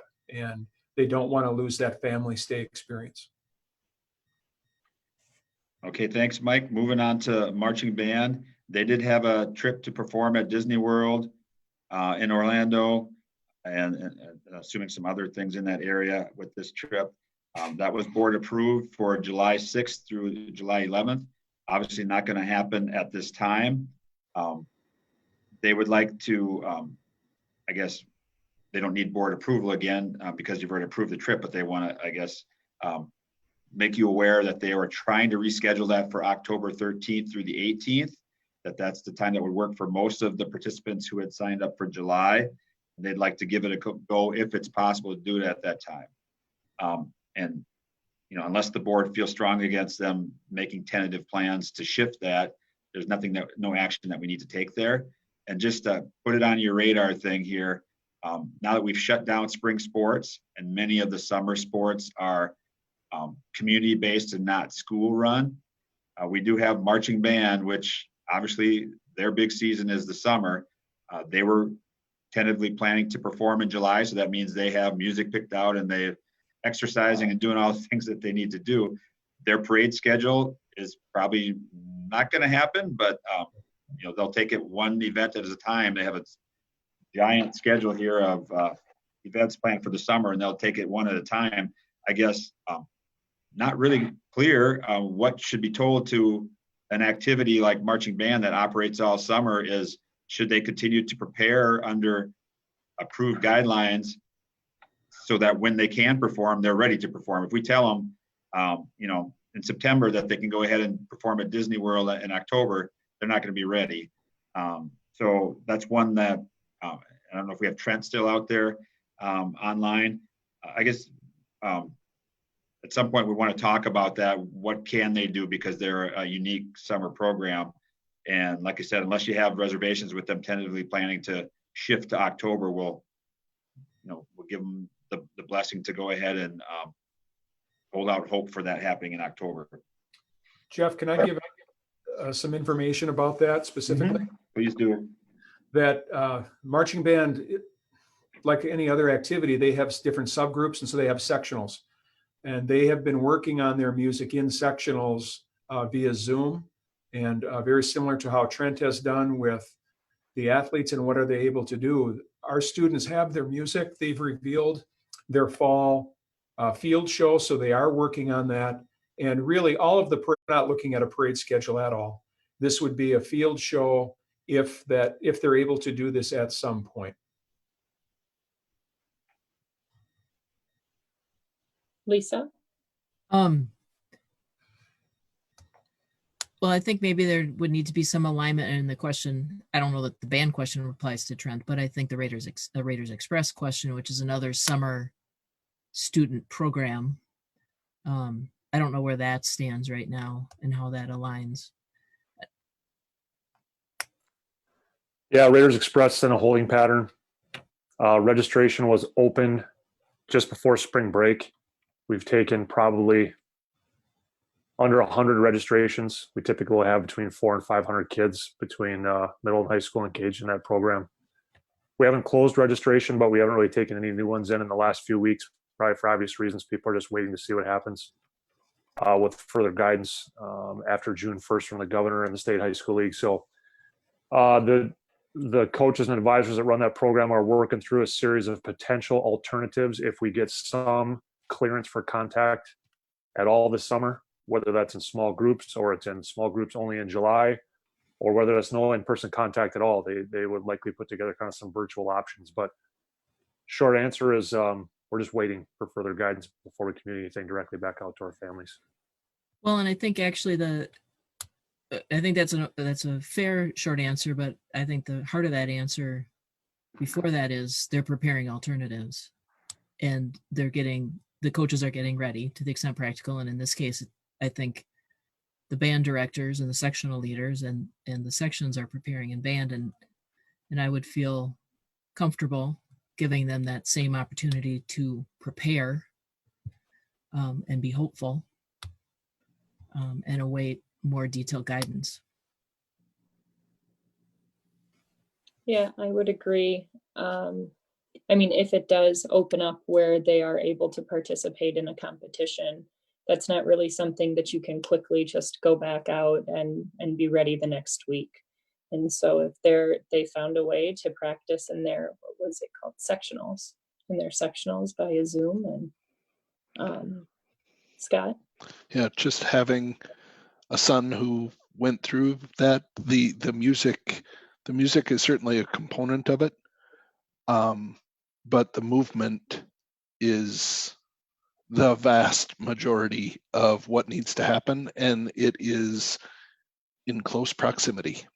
And you're talking 100 musicians out on the field at one time in pretty close proximity to each other. So yeah. I mean, it takes them months to get that down, including they usually do a full week at like Gustavus where they go away and work on nothing but that. Yeah, I'm not convinced I would put it in the probable category even, but no. I also don't think we have to say now. No, we've absolutely. given it up. No, and, yeah. if I don't know how you practice the movement by Zoom. I suspect you don't, but I think all we can do is stay hopeful and ready and recognize we will be in compliance with the CDC guidelines, and we will stay in compliance with MDE, and nobody needs to be unclear about that. Right. So hopefully everybody has maybe that same sense of probability. Yeah. Yeah. And I think there's value in having them prepare. I think there's value in having them engaged for everyone's sake. I think that's a good thing. So yeah, my kids have been practicing synchronized swimming via Zoom for a month and a half now. So they're probably not going to use that, but they enjoy it, and it still keeps them connected and kind of gives them that hope that they'll be able to do something with their routines at some point. So are there any other? Yeah, I think Mike Johnson has his hand raised. This is so hard. There are so many people on here. I have 3 screens. Okay, Mike. Thank you. One other trip this fall is we have a history trip going to Boston, New York, set for the middle of October. So that is Scott Smallage organizes that. And typically that's been an inauguration trip, and it's turned into more of a history trip. And they have until the middle of July to fully cancel with no economic impact whatsoever. I think that in talking with Scott, we are both very, very conservative on that trip, and we would need a lot of information to continue that. But that is one other trip that is a little bit further out there that we'll have to make a decision on. Great. Thank you. And It's since good we to have, kind of just have all these on there to be paying attention to. since we have Trent's attention there, he had given me an update on how the refund guidelines were shaking out once that was made public, and that was a week or two ago. So Trent, do you have just a ballpark update for the board on how that's come together? Yeah, and it is just a ballpark. I apologize. I don't have the raw data in front of me, but out of the almost 350 kids in our high school programs, we're up over 200 that have requested a full refund, and we're at less than 5 that have, allowed the district to keep that fee. So we've got a couple more reminders going out in the next 10 days or so, directly from head coaches, as well as one from our office, just to make sure one more time people get another reminder that they've got an opportunity for that. So we're at, I don't know, roughly 2/3, I'd say. Thanks.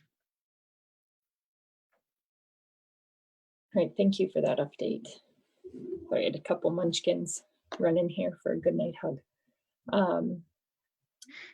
Okay, do we have any other questions or comments about the marching band trip or any of the trips and the plans around them? Brian? It's not so much a question, it's a comment just in general for Mike and anybody else that be involved in those, just to, I'm begging you, please stay on top of those cancellation deadlines. Being from the East Coast and talking to a lot of friends out there, I don't see anything happening out there this fall. But just please be on top of those so that nobody loses any money. Okay. All right, so then moving on, an update on our Fund 1. Okay, so I know that you may not have seen the email that I sent out to you today before the meeting, but you do have an email that has preliminary budget information for the fiscal year 21 and an explanation that was not attached to board book. Jen Subert has been working on it through this morning, and that's why we didn't give it to you earlier, to give you the most up-to-date information. But the reason we're not sharing it as an attachment to board book is because we don't want multiple versions of this recommended budget out floating around, not only in anybody's hands where they get confused as to what the final document is. We will have a recommendation attached for the public to see on the 20th. So you have an email with it, and Jen is going to maybe share her screen and show you some highlights of it. But the reason why it's not attached is to prevent confusion, not for secrecy, because we still need your input before we make that final recommendation, or at least we're open to that input and feedback. So I'm going to hope Jen is still awake. I'm not in there bugging her, so I don't know if she's awake, but it's her turn. So I was going to share my screen, but it gives me a message that the host has disabled participant screen sharing. Becky, is there anything that you can do about that?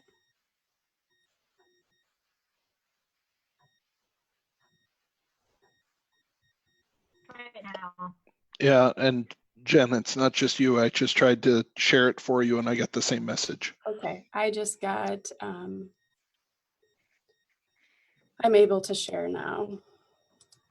Okay, so I'm gonna start with going through the draft version of the adopted budget for 2021. And these are just some of the highlights, but I think it should give you a good picture. And then we have a finance committee meeting scheduled for May 18th, where I'll go through it more detailed.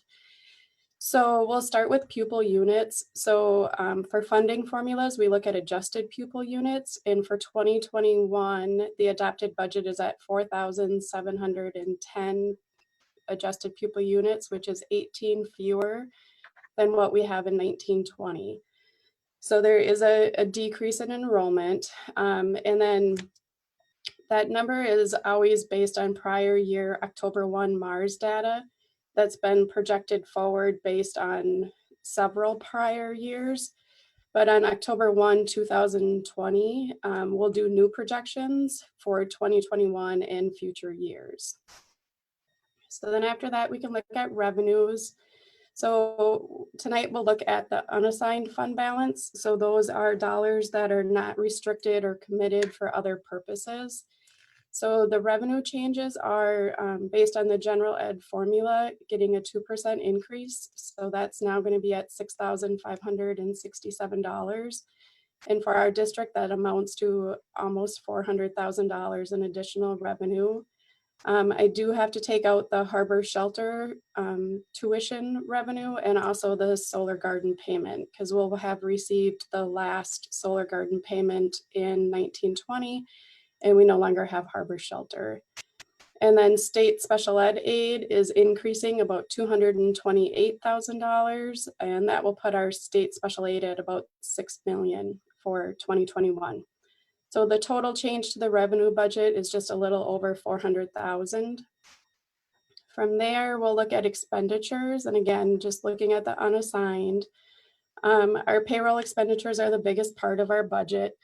So the increase is $903,000, and that's based on the teacher's contract. They're moving one step, and there was 1.95% added to the salary schedule. I did include an estimated savings for 4 resignations or retirements in that number. So our total FTE will be at 303.148. The principals and administrators and supervisors, I had to use an estimate for 2021 as those contracts are not settled yet. And then all contracts, all other hourly contracts are per the negotiation estimate, which is moving one step, and 2.5% was added to the salary schedule. Our health insurance rate increased 2%. So all of that is factored into that 900,000. And then after that, we did have some staffing increases since the 1920 revised budget. So there was a high school lead custodian position added, a middle school lead custodian position added, 12 special education paraprofessionals, 3 regular ed paraprofessionals that are in the solutions rooms, a high school psychologist, a middle school counselor, a 1.0 FTE elementary teacher in 3rd grade based on, there's kind of a bubble of enrollment there. And then 3 additional FTE and special ed teachers and a 0.5 in EL for a teacher. So all of that amounts to a little bit over $1 million. Our other expenditures that are increasing, purchase services, increase of about 117,000. Property and liability insurance estimate, I don't have that actual number yet, but they kind of gave us an idea of what to expect. So I'm looking at an increase of about 79,000 there. Canvas Health, we added 2 FTEs. And then communities in the schools, there was 1 FTE that amounts to $56,000, and then other miscellaneous programs for about $4,000. So the total change to the expenditure budget is $2,171,000, which puts us at a net change of $1,768,000. So that's net change from the 1920 revised. So then the fund balance changes. Looking at the unassigned for the general fund, our actual ending fund balance for 18-19 was $13.5 million. Our projected ending fund balance for 19-20 is still about $13.5 million. And then after the changes for the 2021, the projected ending fund balance will be $11,872,000. There will be a revised budget in December. We'll look at the staffing due to student numbers at that time. The principal, administrator, supervisor contracts will be updated to final negotiated amounts. Right now, I have a lot of open positions, so they're all in the budget at estimated salaries. But for the revised, I'll update all of those to actual hires. The property and liability insurance, if I get that back before the board approves the adopted budget in June, I'll update it for that. Otherwise, it'll be in the revised.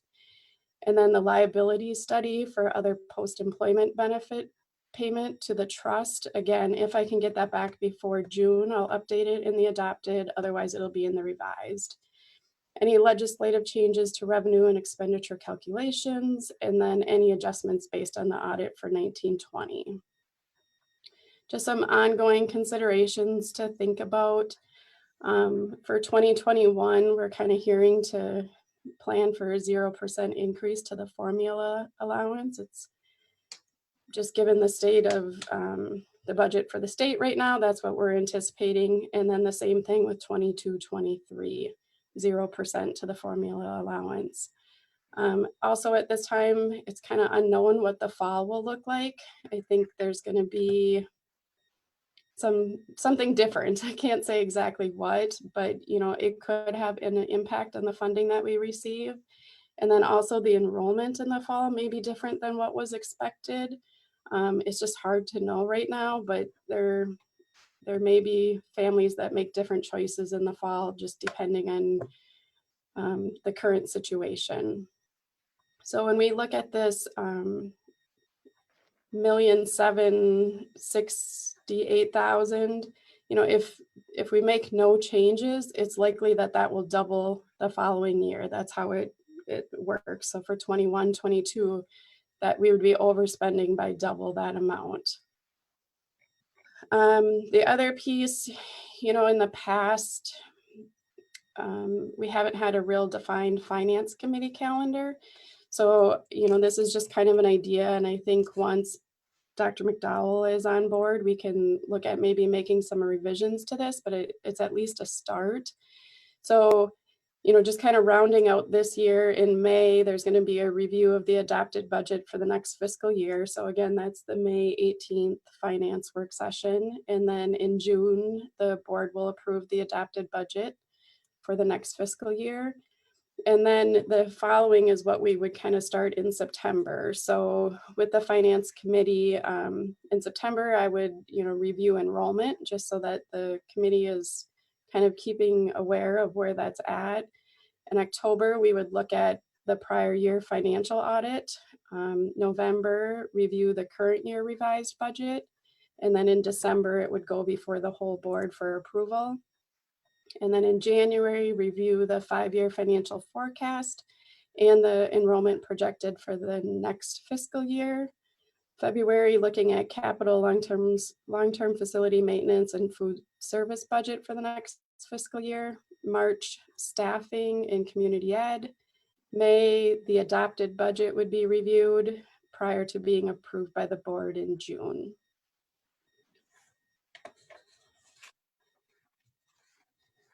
I think that's all I have. Thank you, Jen. So I don't know. I do just want to make sure to say, because I think hearing the numbers is important. So with a deficit projected of 1.7 million next year, if we're talking about that doubling, we're looking at $3.5 million deficit in 21-22. And so I think that's an important number for all of us to hear as we are making decisions. Yep. Kelsey, you probably can't see my hand raised, so I'm just gonna chime in here on exactly that point. So the $1.7 million overage, and then it doubling the next year. Doubling is always based on there being money coming in on the formula. Given that the state went from 1.5 billion surplus to 2.4 billion deficit, I would say that it's likely that there's going to be some type of adjustment. We're not going to see 2% and 2% on the formula. Will it be 0? Will it be something in between? I don't know. But the doubling, if we get 0, that's going to add another million onto that. It'll double plus $1 million, roughly. Because in the past, the 2% and 2% basically keeps us afloat with our steps and lanes on our contracts. Yeah, and this is Lisa. I'm not even sure that that's true, because if you look at the general ed formula of a 2% this year, right, it's roughly 400,000, and our contract piece, which includes health insurance increases, about 900,000. So yeah, well, and that's it's that's their merit increase though too. I'm right. just That's I'm all just of talking theirs. I'm just talking steps and lanes. Oh yeah. I get your point. Yeah, I get your point. yeah. There's one other piece of information that I think is important, and Scott and Kelsey, and maybe even Dave, I know we know this, but our district policy on our fund balance is 2 months of operating expenses. That you might say, oh look, well, we got 13 million, we're going to go down 2, we're going to have 11, we can go down 3, we can but our fund policy, and I just ran this number super fast and I might have used the wrong denominator, or is our policy baseline right around 11.2? I want to say it's, I'm asking Jen, because yeah. I think it's 20% of 56 million. Yeah, I think it's less than that. I want to say it's like 8, but I know the thing is it used to be 8, and then we kept spending more every year. So I'm gonna let Jen look that up. Yeah, it's based on operating expense. Yeah. And I don't have it pulled, but I can pull it. I think it's about $1 million. No, it's gotta be more than $1 million. No. Sorry. Give me 1 second. It might not be at 11, it might not be 8, but I'm pretty sure it's not 1. I got it. Just give me okay. No, I'll know she'll get it. So I had this conversation with Jen a couple weeks ago, and we were talking about when the finance committee meeting could be, and I wanted to say that I had heard things that she and Jeff had said in our previous board meeting. While every individual decision and staffing piece that we've added throughout this year may have been valuable, it also came with a cost, and that those individual decisions that came individually to the board that we took action on, and in many cases said yes, has put us in this position. And I accept that, and I also acknowledge that our fund policy, so we'll have to approve something in June. We'll talk about this more in the May meeting. We'll approve it in June. When we get close to our fund balance, or not even that, when we choose to approve an unbalanced budget, our fund balance policy requires the board to request the administration to develop a financial plan to move towards a balanced budget. So that will in my estimation, will layer on top of the finance committee meetings and those just standard business build your board practices. There's going to be a financial plan layered on top of that, and it's going to be budget cuts is what it's going to be. It's going to be about probably a level beyond right sizing. I mean, this is a big number. It's going to be a level beyond right sizing. So I want people, in my estimation, to establish an athletic posture around budget, because we are going to have to be in an athletic posture next year. And the year after that, because again, we'll have 0, and we've got bigger enrollment declines coming. And it's not because people are choosing to leave our district, it's the size of graduating class versus the size of incoming graduating class. So just be ready. Right. And hearkening back 7 years to my first year on the board, and we had a $1.6 million deficit, and the noise and the pain that went around that, I have no desire to be in a position of that 1.7 number getting any bigger. Right. And I mean, I think we see a lot of this cost going with special ed additions and mental health additions. And we knew that the mental health was not in our budget, and we saw that as a priority in order to keep our kids safe. And we made that decision. And I think from here, we again go back to what Scott had mentioned, the tactical versus strategic. And how do we get ourselves out of deficit spending? What is this going to look like? What is our plan going to be? I think it's really important that we begin to develop that plan. And part of that is going to come down to the school board developing a strategic plan, so that when questions come to the board about what needs to be added, should this be added, that we have goals and we know where our priorities are so that we can see if those asks are in line with our strategic planning. So I do think it's important that we all see these numbers and understand what they mean and how quickly that fund balance will decrease. And we're lucky that we have that budget right now. But we need to ensure that we keep that budget healthy, and we need to do what we can to get there. So. Jen, have you found that number? Yeah, it's about 10 million. Ah, I mean, that's a quick. Yeah. I liked my number a lot better. Scott It wanted gave it us a to little be more closer to him. flexibility. No, I know. But Like, I Price want to is be Right happy about rules. this. Like, I want to Price be, I is know, Right I rules went over, happen. so Scott's closer. No, but I think, you know, I mean, I'm trying to smile through this. This is a shocking thing. This is, well, it shouldn't be shocking. We've added a lot of stuff. This will be a heavy lift. I think it's okay, and we can do it, and we've done it before, and we're going to be doing it at a time where I think we've demonstrated as a board a commitment to strategic development. But we just need to be ready to do it, and we need to start doing it straight away. And we need to be clear both to our community and to our administrative leadership that this is our experience, and that we all need to be aware of it. And we need to temper our decision making with our understanding of this setting. Yep. And just one more point, and I'm not trying to pile on here by any means, but as you look at that 2% healthcare number, you know, like I've mentioned at previous meetings, that is probably a precursor to larger numbers, larger percentages coming in the future if our claims experience continues to be the same as it was. Now, I have no experience going through anything like the world is going through right now, and what impact that is going to have on our claims experience. And, you know, given that non-essential services are essentially, you know, shut off. So I expect our claims experience may go down. I guess I don't know that for a fact. We'll find that out next week when we have our meeting. And the bigger question is, well, what does that do to our premiums, you know, going forward? I don't know. I don't know that anybody knows.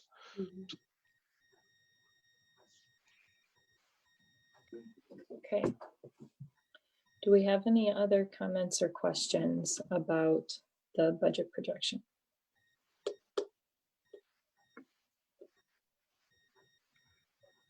I'm scrolling over, but I'm not seeing anything.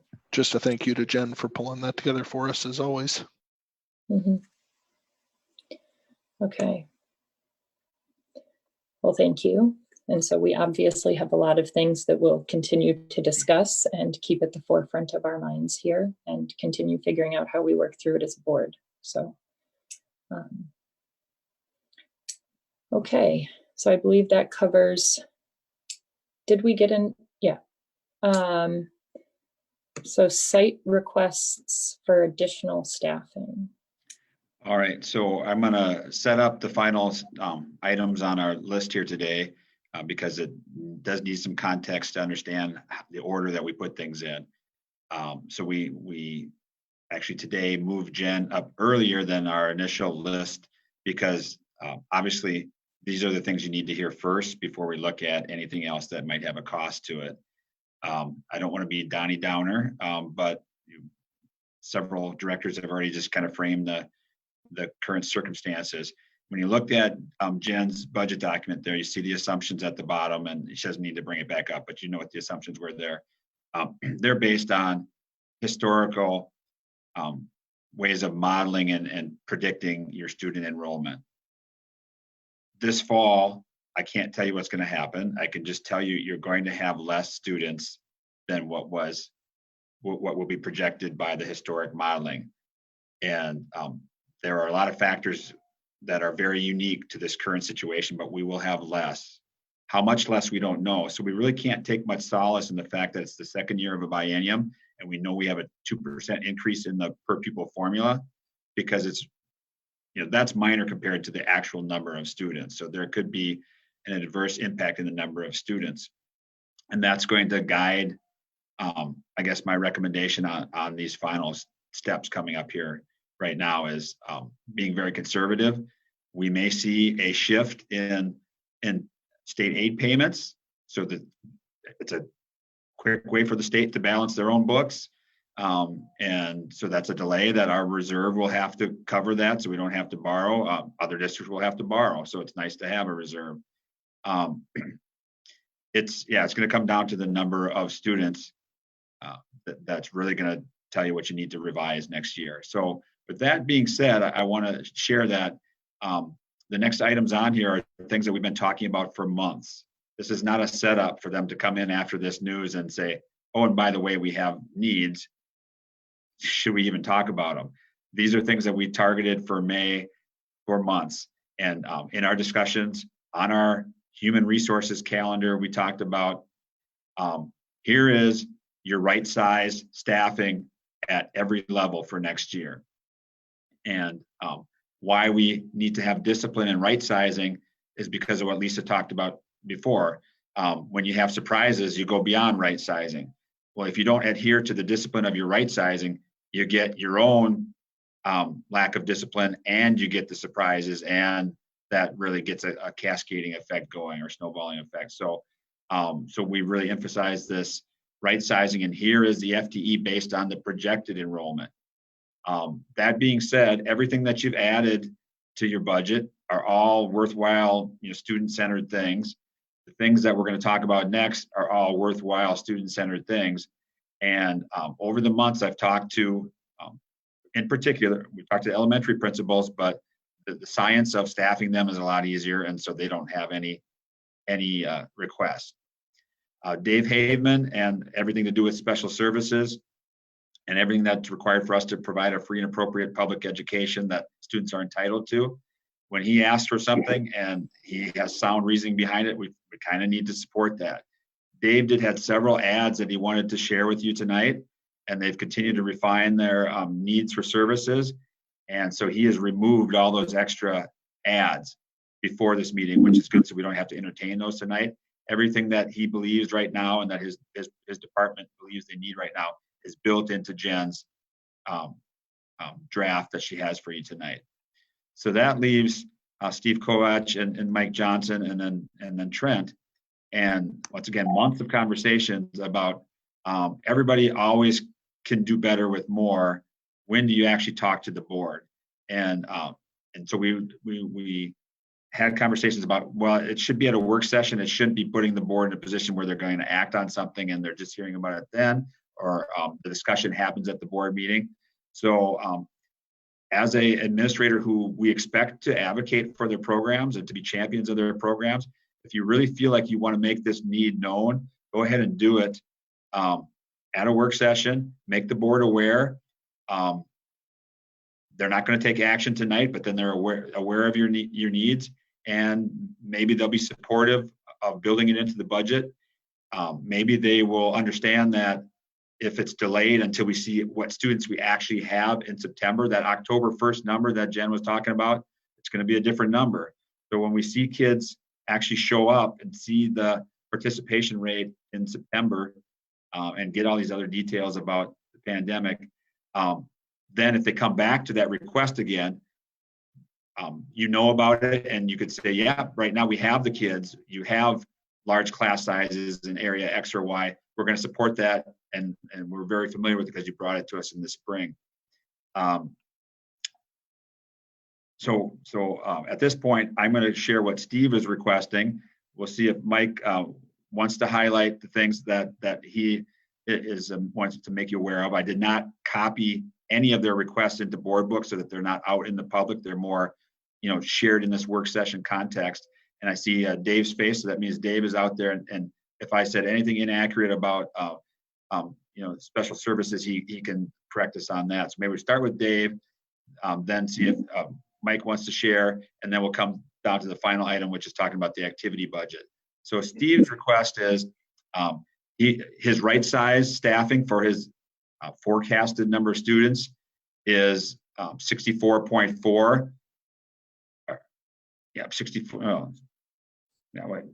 I think it's an error in his request there. He's looking for a 0.2 increase from 64.4 to 64.6 FTE to help him do a better job in master scheduling with the larger grades that are in 6 and 8 right now. He has some positions that if he posted using our right size formula, he'd have to post them as a 0.9 or even a 0.8. And obviously he thinks that better draw better candidates, do a better job if you can get it up to 1.0. So his request is to just simply add, before he finalizes the master schedule, a 0.2 extra FTE. My feedback to him is do the best you can with the FTE we're giving you. Feel free to share it with the board. And if they aren't feeling like now is the time to do that, at least they know that in the fall when students show up, if you have that need, you've kind of set that up.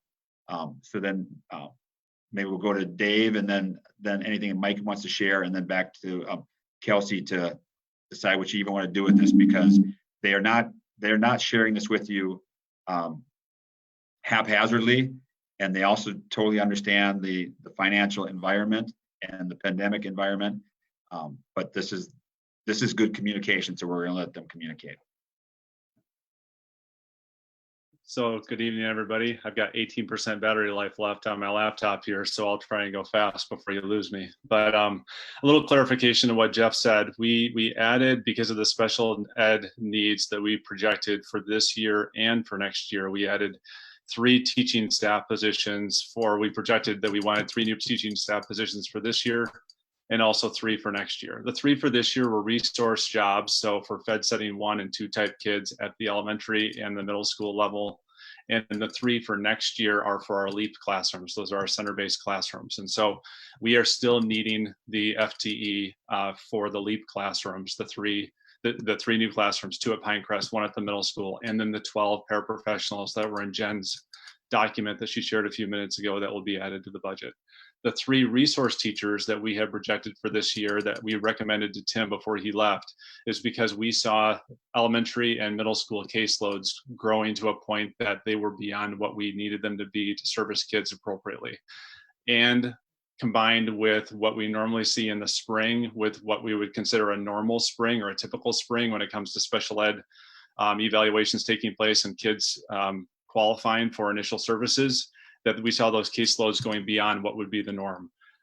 Given that we have not had a normal spring by any means, those caseloads are back down to what we think would be normal going into the fall. And so we are confident. We did a workload analysis about a week ago or a week and a half ago, Sarah and I did, before we filled those last 3 positions. And then after doing the workload analysis, we decided we don't need to fill those 3 going into the fall at this point. I would rather operate conservatively, given that we already have a cross subsidy as big as we do that impacts the general ed budget, and see how the fall plays out before I would make a recommendation to go back in that direction. So bottom line is we started with 6 new positions and we're down to 3.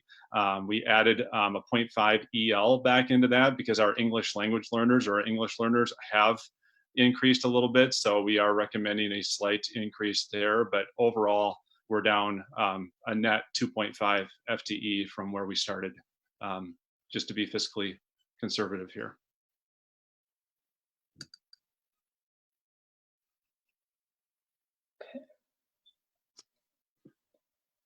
Right. Do we want to talk any more about that? Did Steve want to talk at all, or is he? I didn't notice. No, Steve's not on. He's been reduced 2.0 FTE from where he was last year based on projected enrollment. And he's asking that to not take the full 2.0 reduction, if he could just get 0.2 back to help him, I guess, manage the uneven class sizes. And he'd like to do that before he finishes the master schedule. And I've told him basically, do your best with the master schedule, but because you're advocating for your program, we will communicate what your needs are to the board so that they're aware of it, and may take action now, may be ready to take action in the fall. Maybe it never happens, but like I said, we want them advocating for their program. Right. So at this point, I mean, we don't need to take action on it. If there is something that anyone would like to discuss about it, otherwise we can just be aware of this request and keep it in mind as we move into the fall, that it has been asked, like Jeff said. Does anybody have any other questions about the special ed additions or revisions since our last talks? I don't have a specific question about the revisions, although I appreciate that you and Sarah took a look at it again, having one set of assumptions in the winter and a new set of realities here in the spring, and took that opportunity to reduce the ask to suit the caseload. I also appreciate your recognition of the significant cross subsidy into special ed. My question is in the hiring of people, what is your, because you have I suspect the most hires going right now of pretty much anybody. What does the hiring situation look like for you? And do you feel like we're well prepared going into the fall? Yeah, well, I can almost talk about hiring in past tense. I think we have one position left. So we started about 3 weeks earlier than what we started even last year. I kind of have an idea of what the districts around us do in terms of timelines. And given that we seem to rob teachers from one another every year when it comes to special ed, or try to pluck out the best graduates from the colleges, we got a head start on that this year. We have a good mix of, I would say, some brand new graduates who look really promising, and a mix of some veteran special ed staff that really have a lot of good experiences in key areas that we need. I think sometimes, so you'll see probably on the agenda when you're approving, the budget or excuse me, the hires in the next session or two, that some of these folks are on the lower end of the salary scale and some are not. I mean, some are pricey people that are really in hard to fill areas like school psych, like board certified behavior analyst, a couple of teachers as well. But I think that when you're working with students that have the kinds of needs that we have in special services, we need a good mix. Like we need folks that have some experience in that area to mentor in some of the younger teachers as well. So I think we've got a good mix, and we're ready to rock and roll this fall a little bit with the staff that we have. I think we've got one more position to fill at the middle school, and then we should be, I think, set at that point. Even early childhood we filled this year, which is amazing. Yeah, that's wonderful to hear. I know we had concerns about that, especially since you had mentioned we were kind of on the tail end of the ideal hiring time. So that's wonderful to hear. Right. Yeah. I mean, even we filled 2 school psychs, which is rare. I mean, a couple of years ago, we were having trouble for a couple of years in a row finding 1 school psych for an opening that we had. And regarding the cuts, I think Scott said it best a few minutes ago when it comes to, budget cuts. I would rather be proactive on the front end and then not hire for the position if we're not sure if we need it, than hire for the position and have to cut the very next year or partway into a year. I think given the uncertainty of the fall too, it was, we want to take a second look before we fill those last few positions. Right. Do we have any other questions or comments? All right. Then staffing requests at the high school. All right, thank you. I think what I heard from Jeff is that I have a 1-pager of some of the requests, but I don't believe you have seen that, correct? I have sent it out to them. I just didn't attach it in board book, so it can be more something that's a draft version for them to look at and for you to comment on. So you can certainly talk about it or bring it up on the screen, but we don't want people printing it off and passing it around and whatnot. No, if board members have seen it, that's fine. That informs the amount of detail I need to go in. At the high school, we have a 7-period day over semesters and 1,430 students that we register. That gives us about 17,000 individual student requests. And we mix licensure in there, and then we do a little bit of shorter to cook. We do a little bit of fudging here and there. And most years, there is going to be a fluctuation in enrollment between different departments, some of which I am not able to do with licensure. However, I do have I have a couple of overloads that are already built into the schedule that if there's an increase in enrollment in one area, and a decrease in another, I'm able to float that without someone losing their job. It becomes an overload. And then I try and solve a lot of the issues internally. And there's 3 regarding the student schedule for consideration, that the schedule will work as is. There's some trade-offs, and here's a few of them. One, at the Area Learning Center, we believe in growing that program, number one, that we are small given our size. Todd Levis, who's the coordinator, is very forward-thinking. He'd like to grow that, and number one, to serve more students of Hastings in Hastings, but also if we can increase our revenue at some point, to provide Todd the additional ability to do that. So currently he teaches 2 classes, and then for 2.5 classes, he serves as the coordinator. What I'd like to be able to do is take 1 class each semester of my family consumer science teacher, who will be teaching a personal finance class.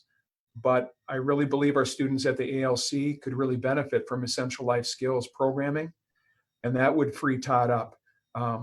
I have a part-time social studies teacher who would be able to become more part-time by doing that. So you can see that cost that's associated with that is for that part-time social studies teacher become more full-time.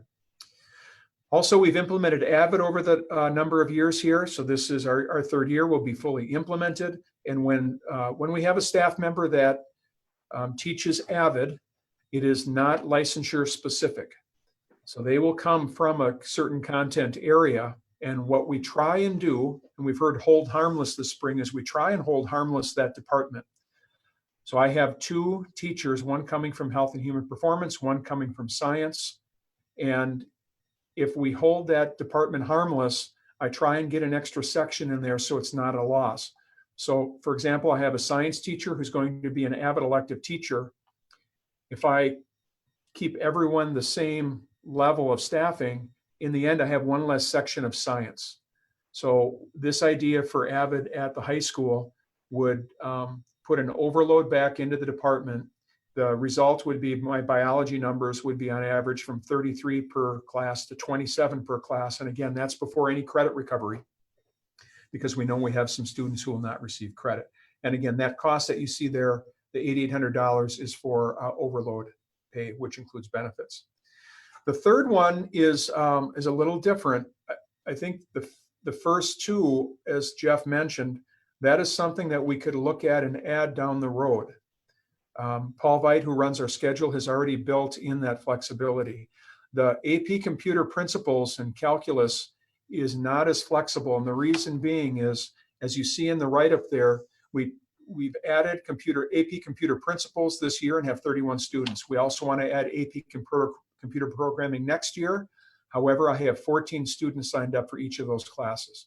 With our working in here and talking about students and what they've taken already, we realize we can't offer both at 14. However, if we offer the computer principles again, we might be able to nudge some students over who hadn't taken that to get 22 students, and then be able to continue to offer that. The reason why that's more critical now is that if we don't, and this is just reality, I'm not trying to put any pressure, if we don't have a decision now, what we'll do is go to those students and have them pick another elective class to make sure they have a schedule in the fall. And if we do decide to add this in the fall, we could go back to those students, and maybe some of them would not want to do that. So that's the only difference from that one. The reason why it's with AP Calculus is that as we look at the teachers and their math teachers that are teaching the AP computer classes, that the trade-off right now is for that AP Calc. So right now, I do have 24 students per class in that AP Calculus and not running the AP Computer Principles class.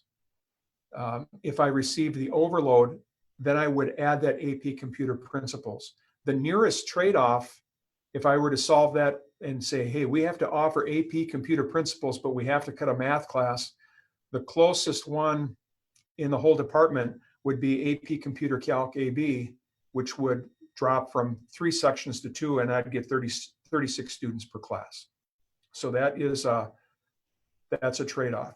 I have 5 other internal situations that I was able to solve, one including Avid, by shifting and moving things around. So those are 3 that I think we could look at. Credit recovery program is that we had an administrator reduction last year, went from 3 assistant principals to 2, and in the things that in working with superintendent at that point, we did not offer we reduced the credit recovery after school program here at the high school. We still have a small credit recovery program at the ALC. The issue is transportation and the number of people that can be there. Where we would run an after-school program and use Apex and have multiple teachers and try and get 100 students in there, that was a reduction that we had.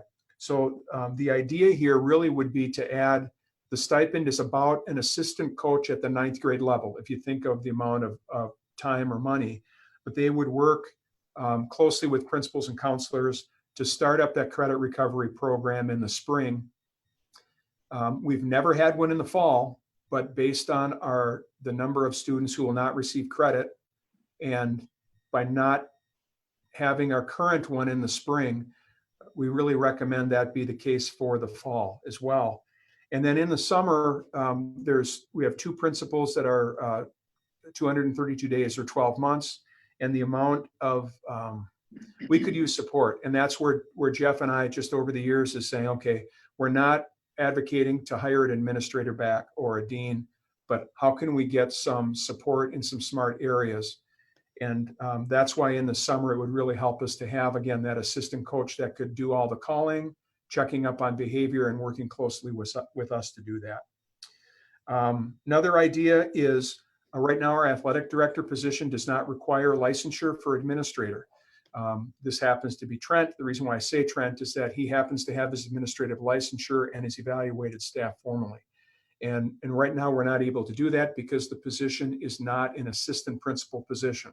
So in working with Jen on what is the cost difference between an athletic director and a position that we would call assistant principal in charge of athletics is $6,700. The number of days would be the same. And that would allow 12 teachers to be evaluated by Trent to lower the other principals when the number that we had, and as well as pick up some of those other school activities, because we did have to make some tough decisions on what to reduce. The other part is we've talked with Jeff, we know that Jeff has looked at this. We know that it is something that Bob will look at as he joins us as well, is as for example, as high school principal, I'm happy to help out with the district calendar committee. I know Chris helps out with the teacher relicensure committee. And I think we just need to look and see where are all of these assignments and just try and figure out if they're allocated the best way possible. So those are some requests for consideration, and happy to answer any questions that you may have. All right, so I'll open this up. I have some questions, but I'll open it up to other board members first and see if they have any questions or comments. Stephanie. Just a clarifying question. So the changing the role of athletic director to assistant principal, is this like a combined position, or would we then be looking at hiring a new athletic director? No, it would be a combined position, and there's probably a third of, and I know Trent's listening here, there's probably a third of your athletic or activities director in the state that require licensure for this reason. There's probably a third that are not, or I can't remember the other third, Trent, but so it would still be the same number of people here, but to move someone with the ability to utilize the licensure that they have to be able to help out with formal staff evaluations and then other activities for supervision. If at some point there's a change in person there and we wanted to change that back, we could look at that, I suppose, at that specific time. Thank you, Mike. Are there any other questions or comments?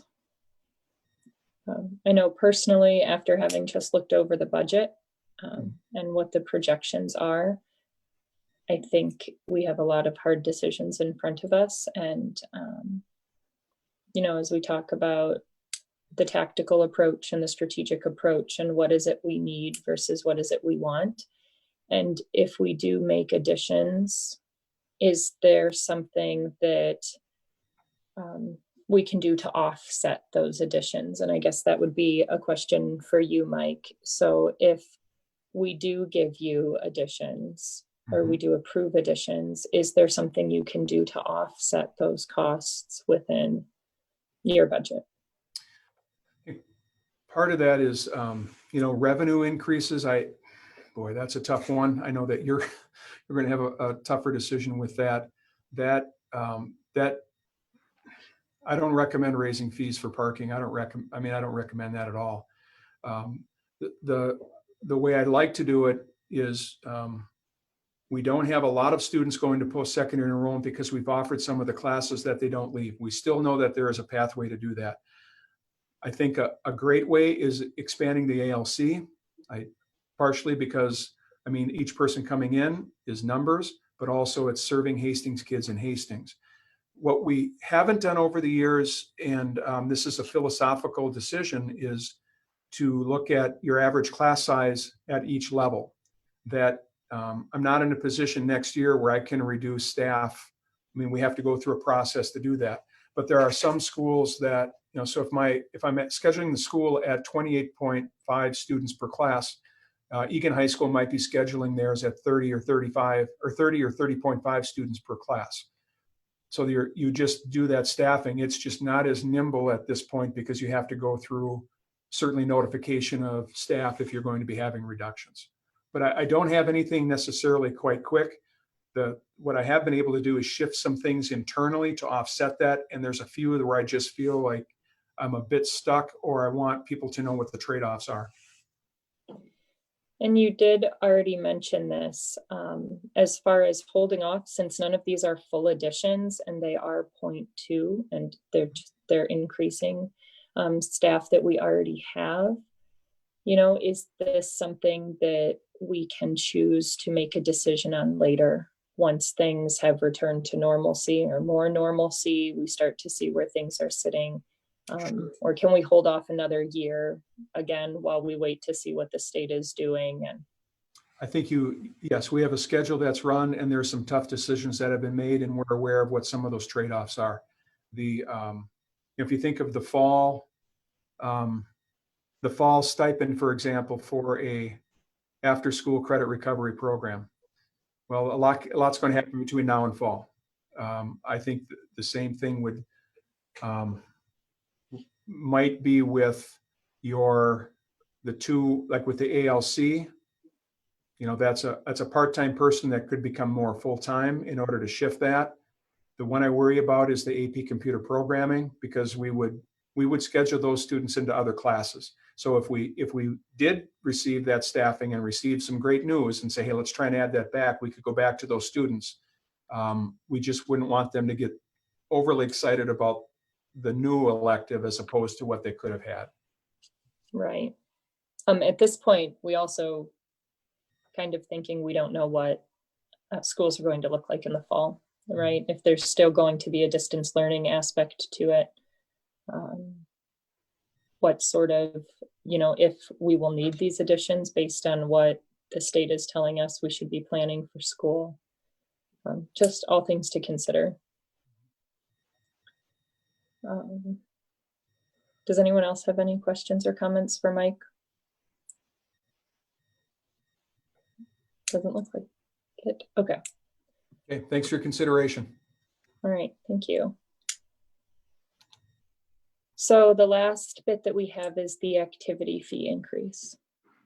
And just like we explained that we put Mike in a tough position because months of conversations came down to being in a tough spot in the lineup, but we shifted that on purpose today so that you heard from Jen first and have that context.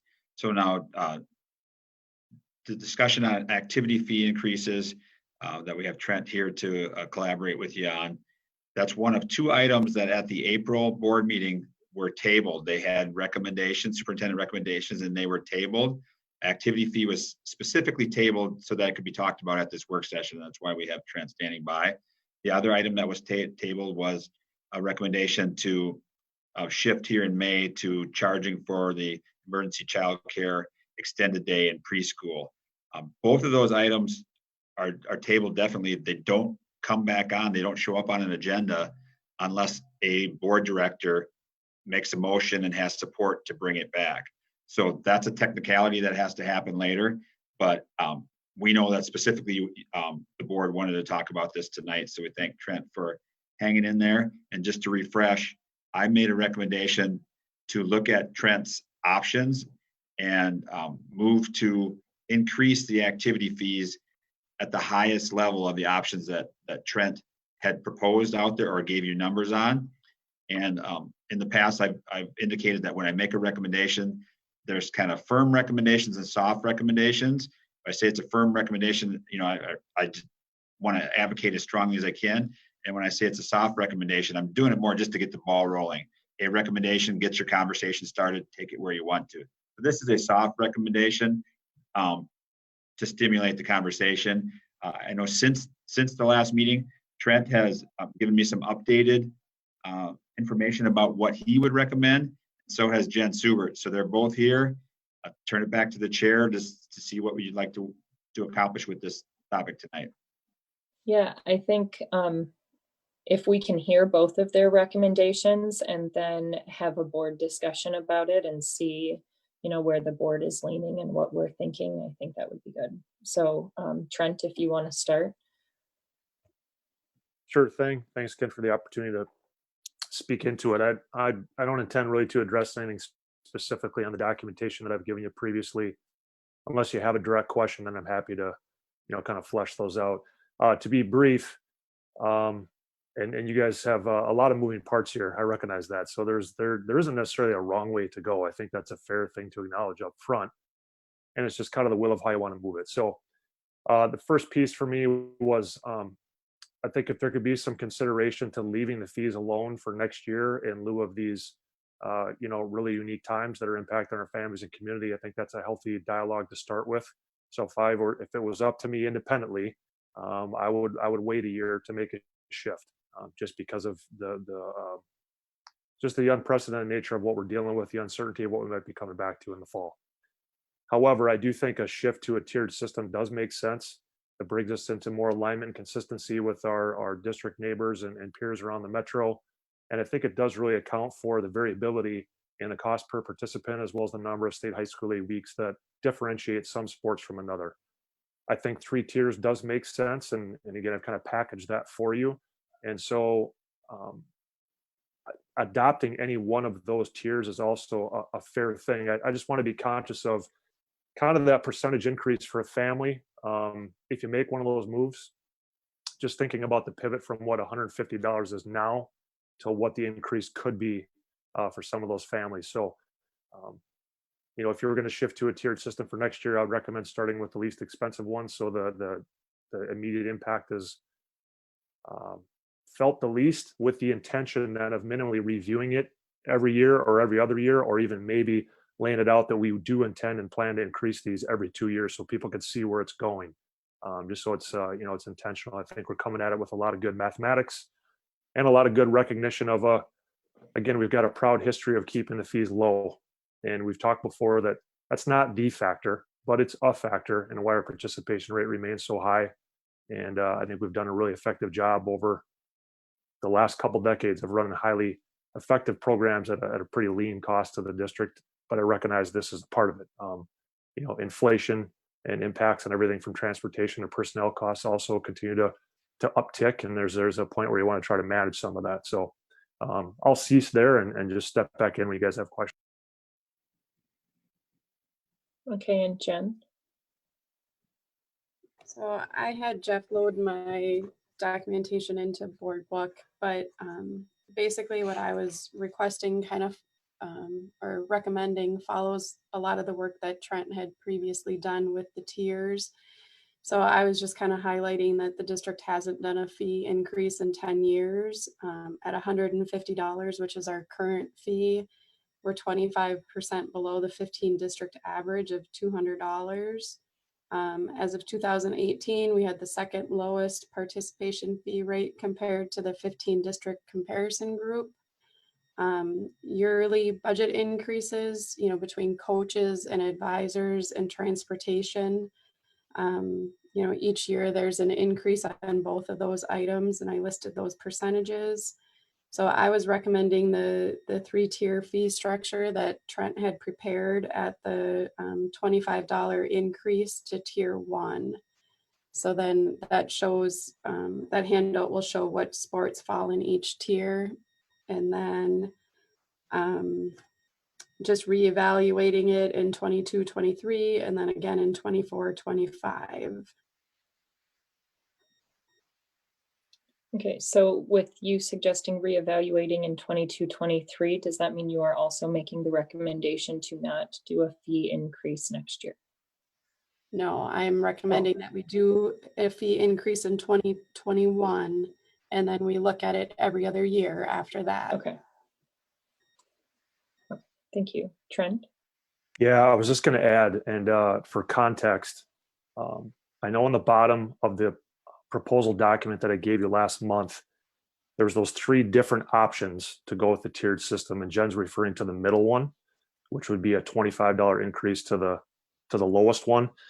I want to commend Jackie Kranz, assistant in our office. She ran some more math today, but if this helps give you some context, if you were to adopt that one, for example, that second of the 3 options, and our participation rate stayed the same, we'd be looking at about a $38,000 increase in fees based on how she broke down the sports that are in each tier, and then our participation rate in those particular sports, because of course it's variable, right? It's not balanced cleanly across all 3 price points.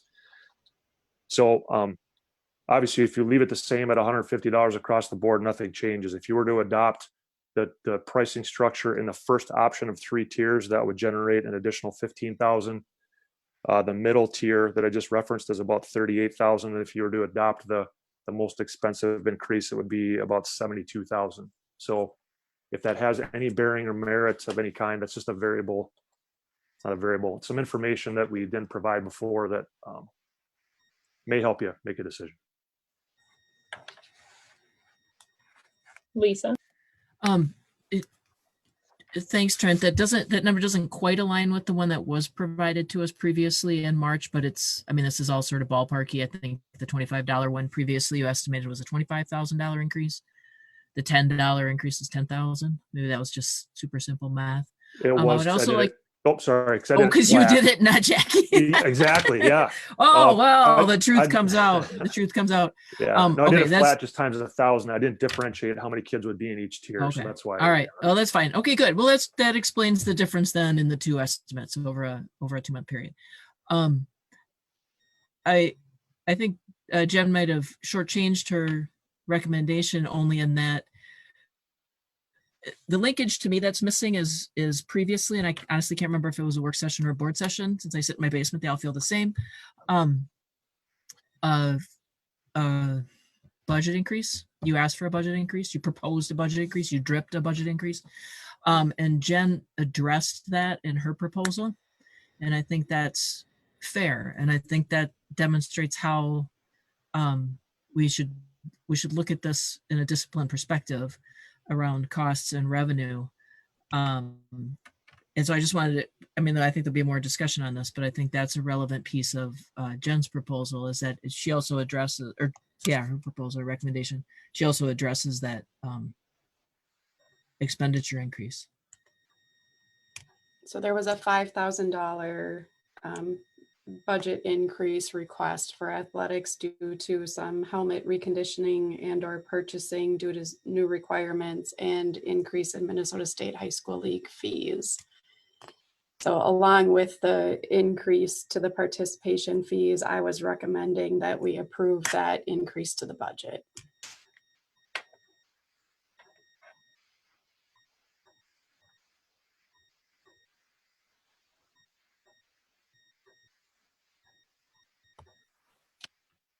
Okay, given that Kelsey, you're muted. I was gonna say, okay, so I will repeat myself. Thank you, Lisa. That are there any other questions or comments? Because we will need to make a decision on this next week if we want to make fee changes.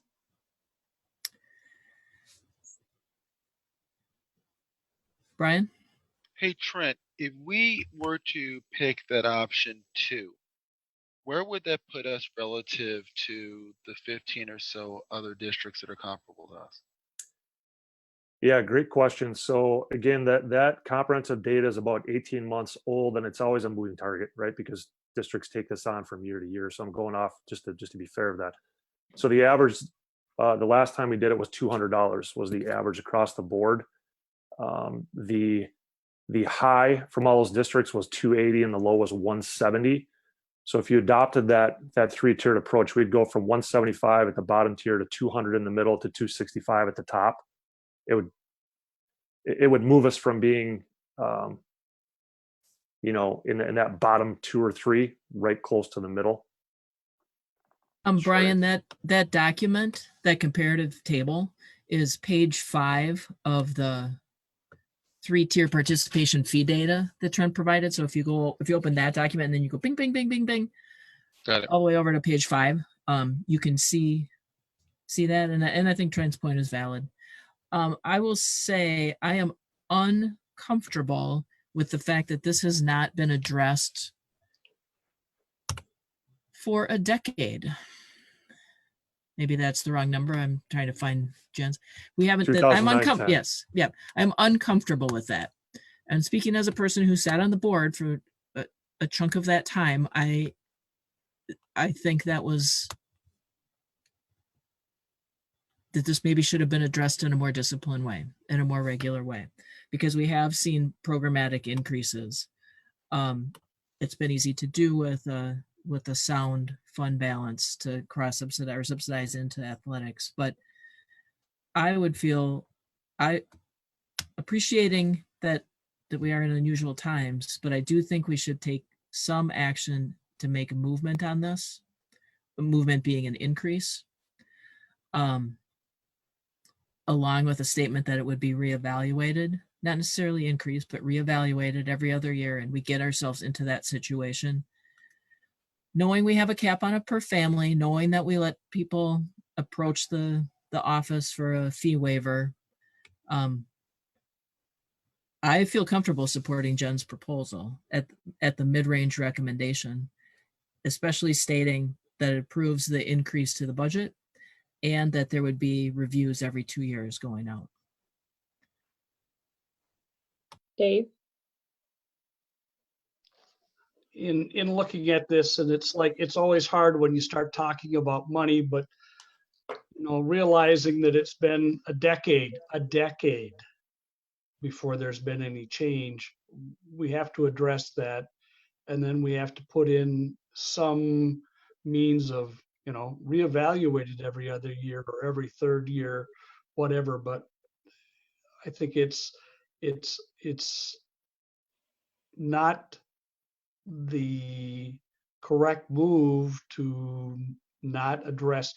There are all kinds of moving parts in the budget and costs, and they all have to be looked at and addressed. And to sit on this and say, okay, in a decade, we've looked past it or haven't addressed it in some means or some process that says, okay, we need to reevaluate it in 24 months or 36 months.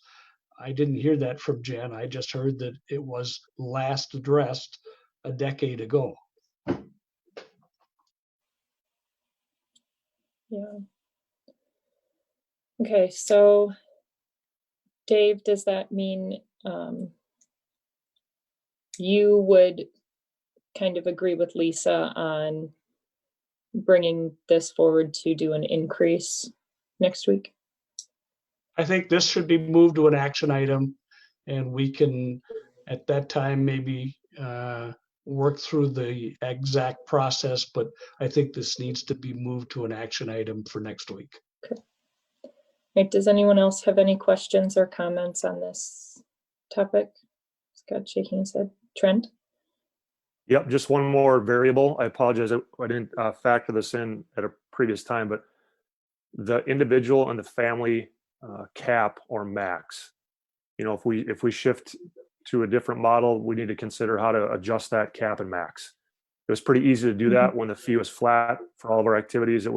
We have to think about that a little bit in terms of what you want that to look like. Currently, the individual cap is three times one individual athletic fee, and the family cap is 4 times.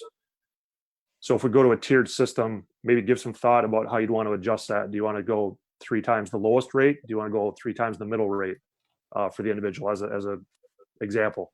I don't know that it necessarily has to be decided. Well, yeah, it's gonna have to be decided at the same time. If you adopt an increase, you got to figure out how to do that. So not trying to create more conversation for you, but that's something that can't be ignored if you change the system. Lisa? Well, and I don't want to wait to have this discussion next week. I mean, I get it. I'm tired. I have an uncomfortable chair, but I'd like us to do the work at the work session, which is to pound some of this out and be ready to have a proposal at the meeting that we can have further discussion on upon our reflection, but where we've sort of pounded out those pluses and minuses. To me, it seems like, Jen's proposal does have future timelines. It does address the budget piece. If there needs to be a component around individual and family, go with tier 2. And if that's not if it doesn't work great after a year or 2 years, we fix it. So then the individual max becomes 200 and the family max becomes 6. And I get it. You're going to get some weird numbers because all you need is a boy and a girl playing hockey to throw you off. But well, I just don't want to try and pound out this. What does this mean in a board meeting? Right. I think that we should be having that discussion tonight, and we should go into the meeting next week knowing what that action item looks like, which proposal we are bringing forward for an action item. I think we should pound out tonight, Dave. Okay, I think that, the proposal for the tier 2 recommendation that Jen brought up, I would move on that proposal with the caveat that how the reevaluation is done could be redone, annually or at the 24-month period, I think is what she was talking about, and go from there. Yeah, Jen's document has reevaluate in 22, 23 and 24, 25. And I'd be interested in hearing a proposal from Trent on what he would want to see as an individual and family max. And if that means he's got to touch base with some schools that have a tiered approach and send us an email, I guess that's something, but I'd like to have a sense of what that's going to look like before next Wednesday. Sure thing. And to be fair, that's, again, districts are kind of all over the place with their caps and maxes. It just doesn't give us a lot of consistency. And I do appreciate, I think it was 2 years ago when we last adjusted that family cap down, right? It was kind of so high, it really wasn't helping any families. So you have a precedent for doing that, I think, in a really intentional and strategic way. So I think the decision really becomes, I think the 3 times the individual for the individual cap and 4 times the individual for the family cap makes sense, because we felt like that was the breaking point where you're really helping out your families that have multiple kids and multiple things. I think the question then becomes, which number do you want to use? Do you want to use the lowest of the 3 prices, which would represent, well, I've got it right here. The lowest here is 17 sports, and that represents about 67-68% of our overall participants. Or you could use the second price, the middle one, that represents about 26% of our kids are in that tier alone. It just kind of depends on which number you want to lean on. But I wouldn't build it off the most expensive price, of course, because that's represents your smallest number of kids. So if you were to go what do you propose, Trent? So if you went to 175 and 200, yeah, geez, it's a difference of $25. I'd be curious to see where the breaking point really would be. I don't know if there's going to be a radical difference now that I look at it that way, because the gap between those first 2 tiers is only 25. You could start a little more conservatively and build it off of the lowest price and see how many families hit it.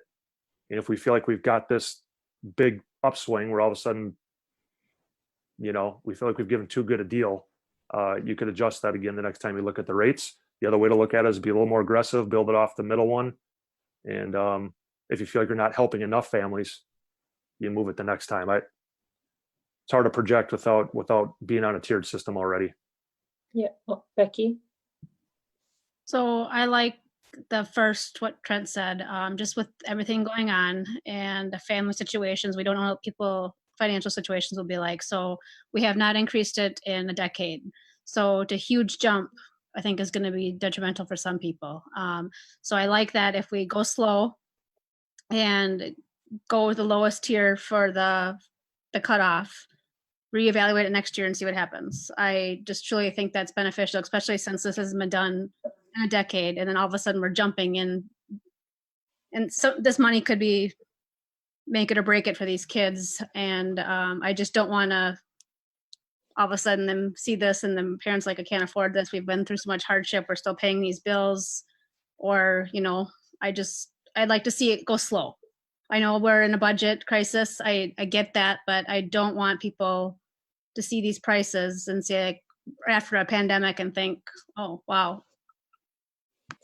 Yeah, I think that during this time, I think it's difficult, like Trent had said, with this to propose the fee increases. I do think it needs to be done, but it would have me lean towards basing the individual and the family max off of that lower price, especially since 2/3 of the kids, that's where they're playing the sports. And that is the biggest chunk of our student participation. And so I would base it off of that. Scott? Yeah, I agree with what you just said, Kelsey. I think that's a good middle ground for us to land on. I mean, the timing is unfortunate, but like Jeff opened the conversation with, these are things that we have been talking about for quite some time.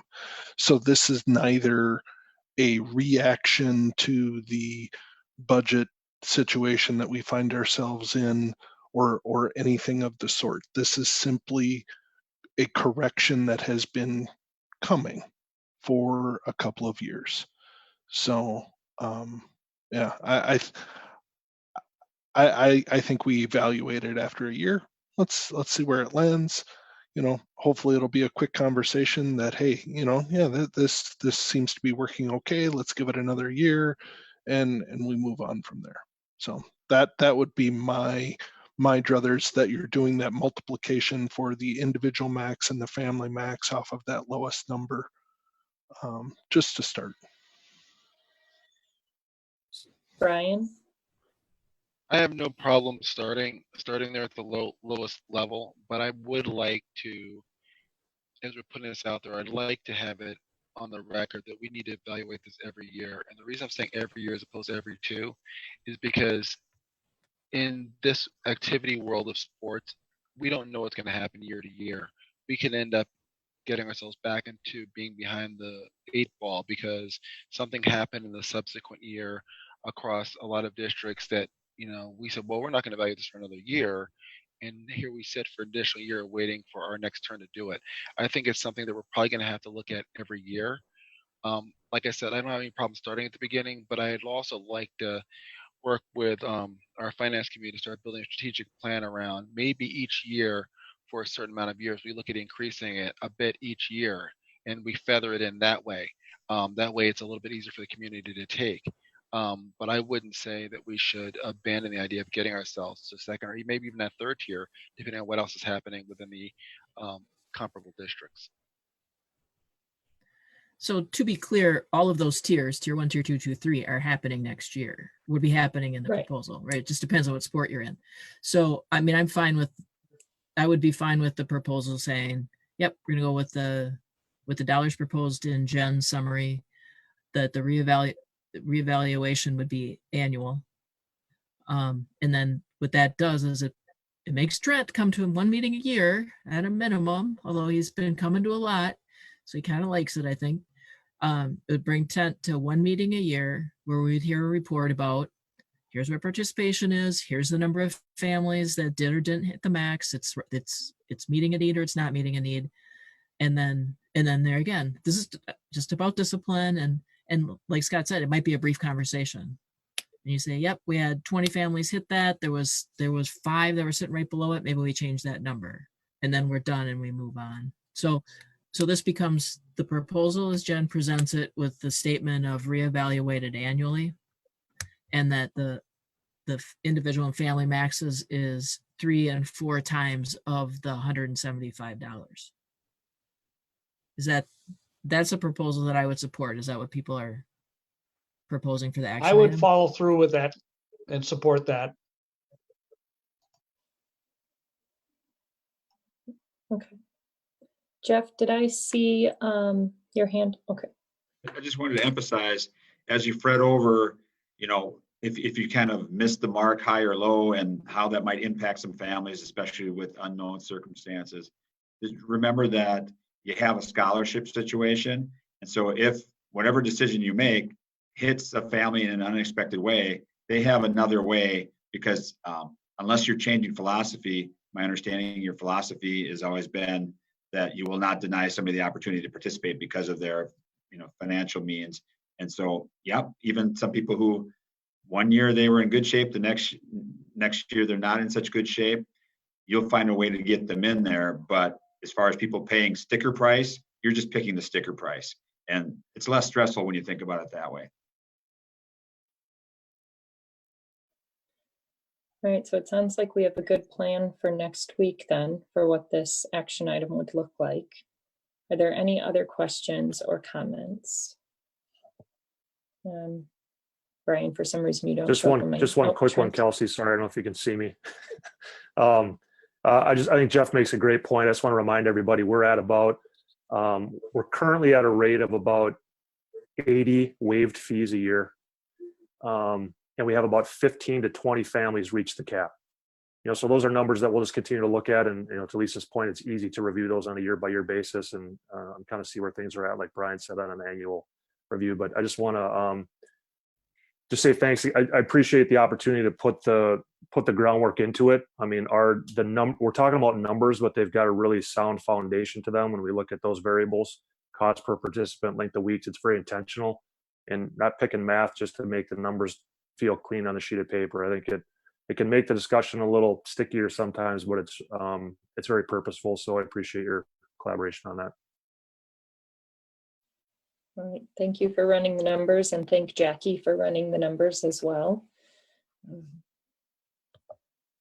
right, any more questions or comments?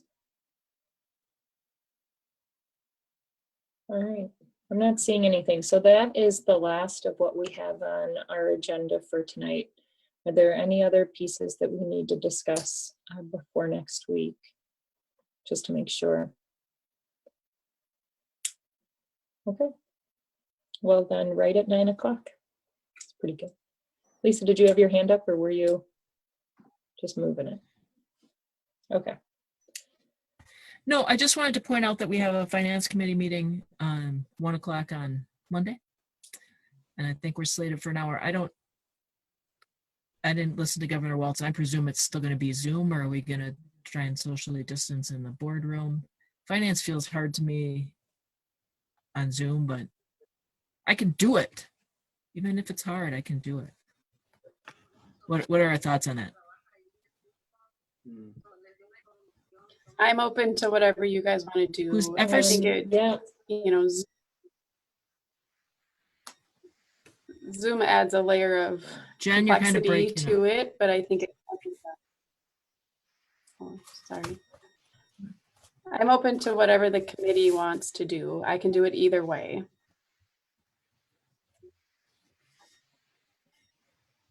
And we've been doing negotiations in a hybrid fashion, so that whoever wants to come in, because negotiations is tough to do through a screen, but we're always keeping that video conference option open for anybody. And we may be evolving into that where if you want to come in, you come in, and if you'd rather video, you video. But those that feel more comfortable trying to have that interaction. We've got plenty of space in the boardroom for small committees to meet.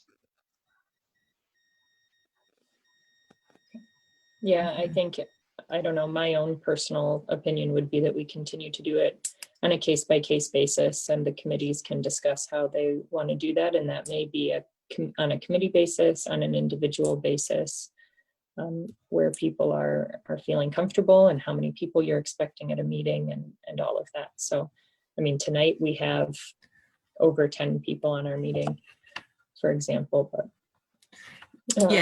Yeah, this wouldn't be a good setting. And I think, and maybe I'm jumping to the point that Becky's trying to make, which is, and I know we had I was just listening in on that graduation one, where a couple of people were there and a couple of people were on Zoom, but everybody had to be on Zoom for purposes of recording it and keeping it available. So even if you came in, there was devices available, or you had to bring a device and be ready to do it. Yep. So I don't know, maybe we just leave it up to each person, but I'm comfortable coming in, but I'm also already coming in. We also have a healthcare committee. You know, we have a self-funded healthcare committee meeting as well. I don't plan on coming in. Yeah, and I saw George sent that out. I don't see the. I wasn't going to either. Yeah, I see no reason to make that step. I think we can be perfectly effective over Zoom.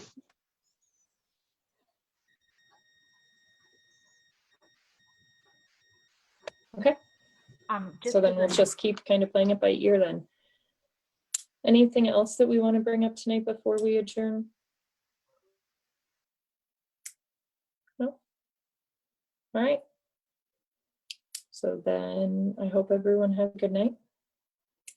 And I'll see you just in 1 week. All right. It's a quick turnaround. So thank you for all the discussion tonight. And I think we covered a lot of ground. Enjoy the upcoming warm weather, everybody. Well, have a good night, everyone.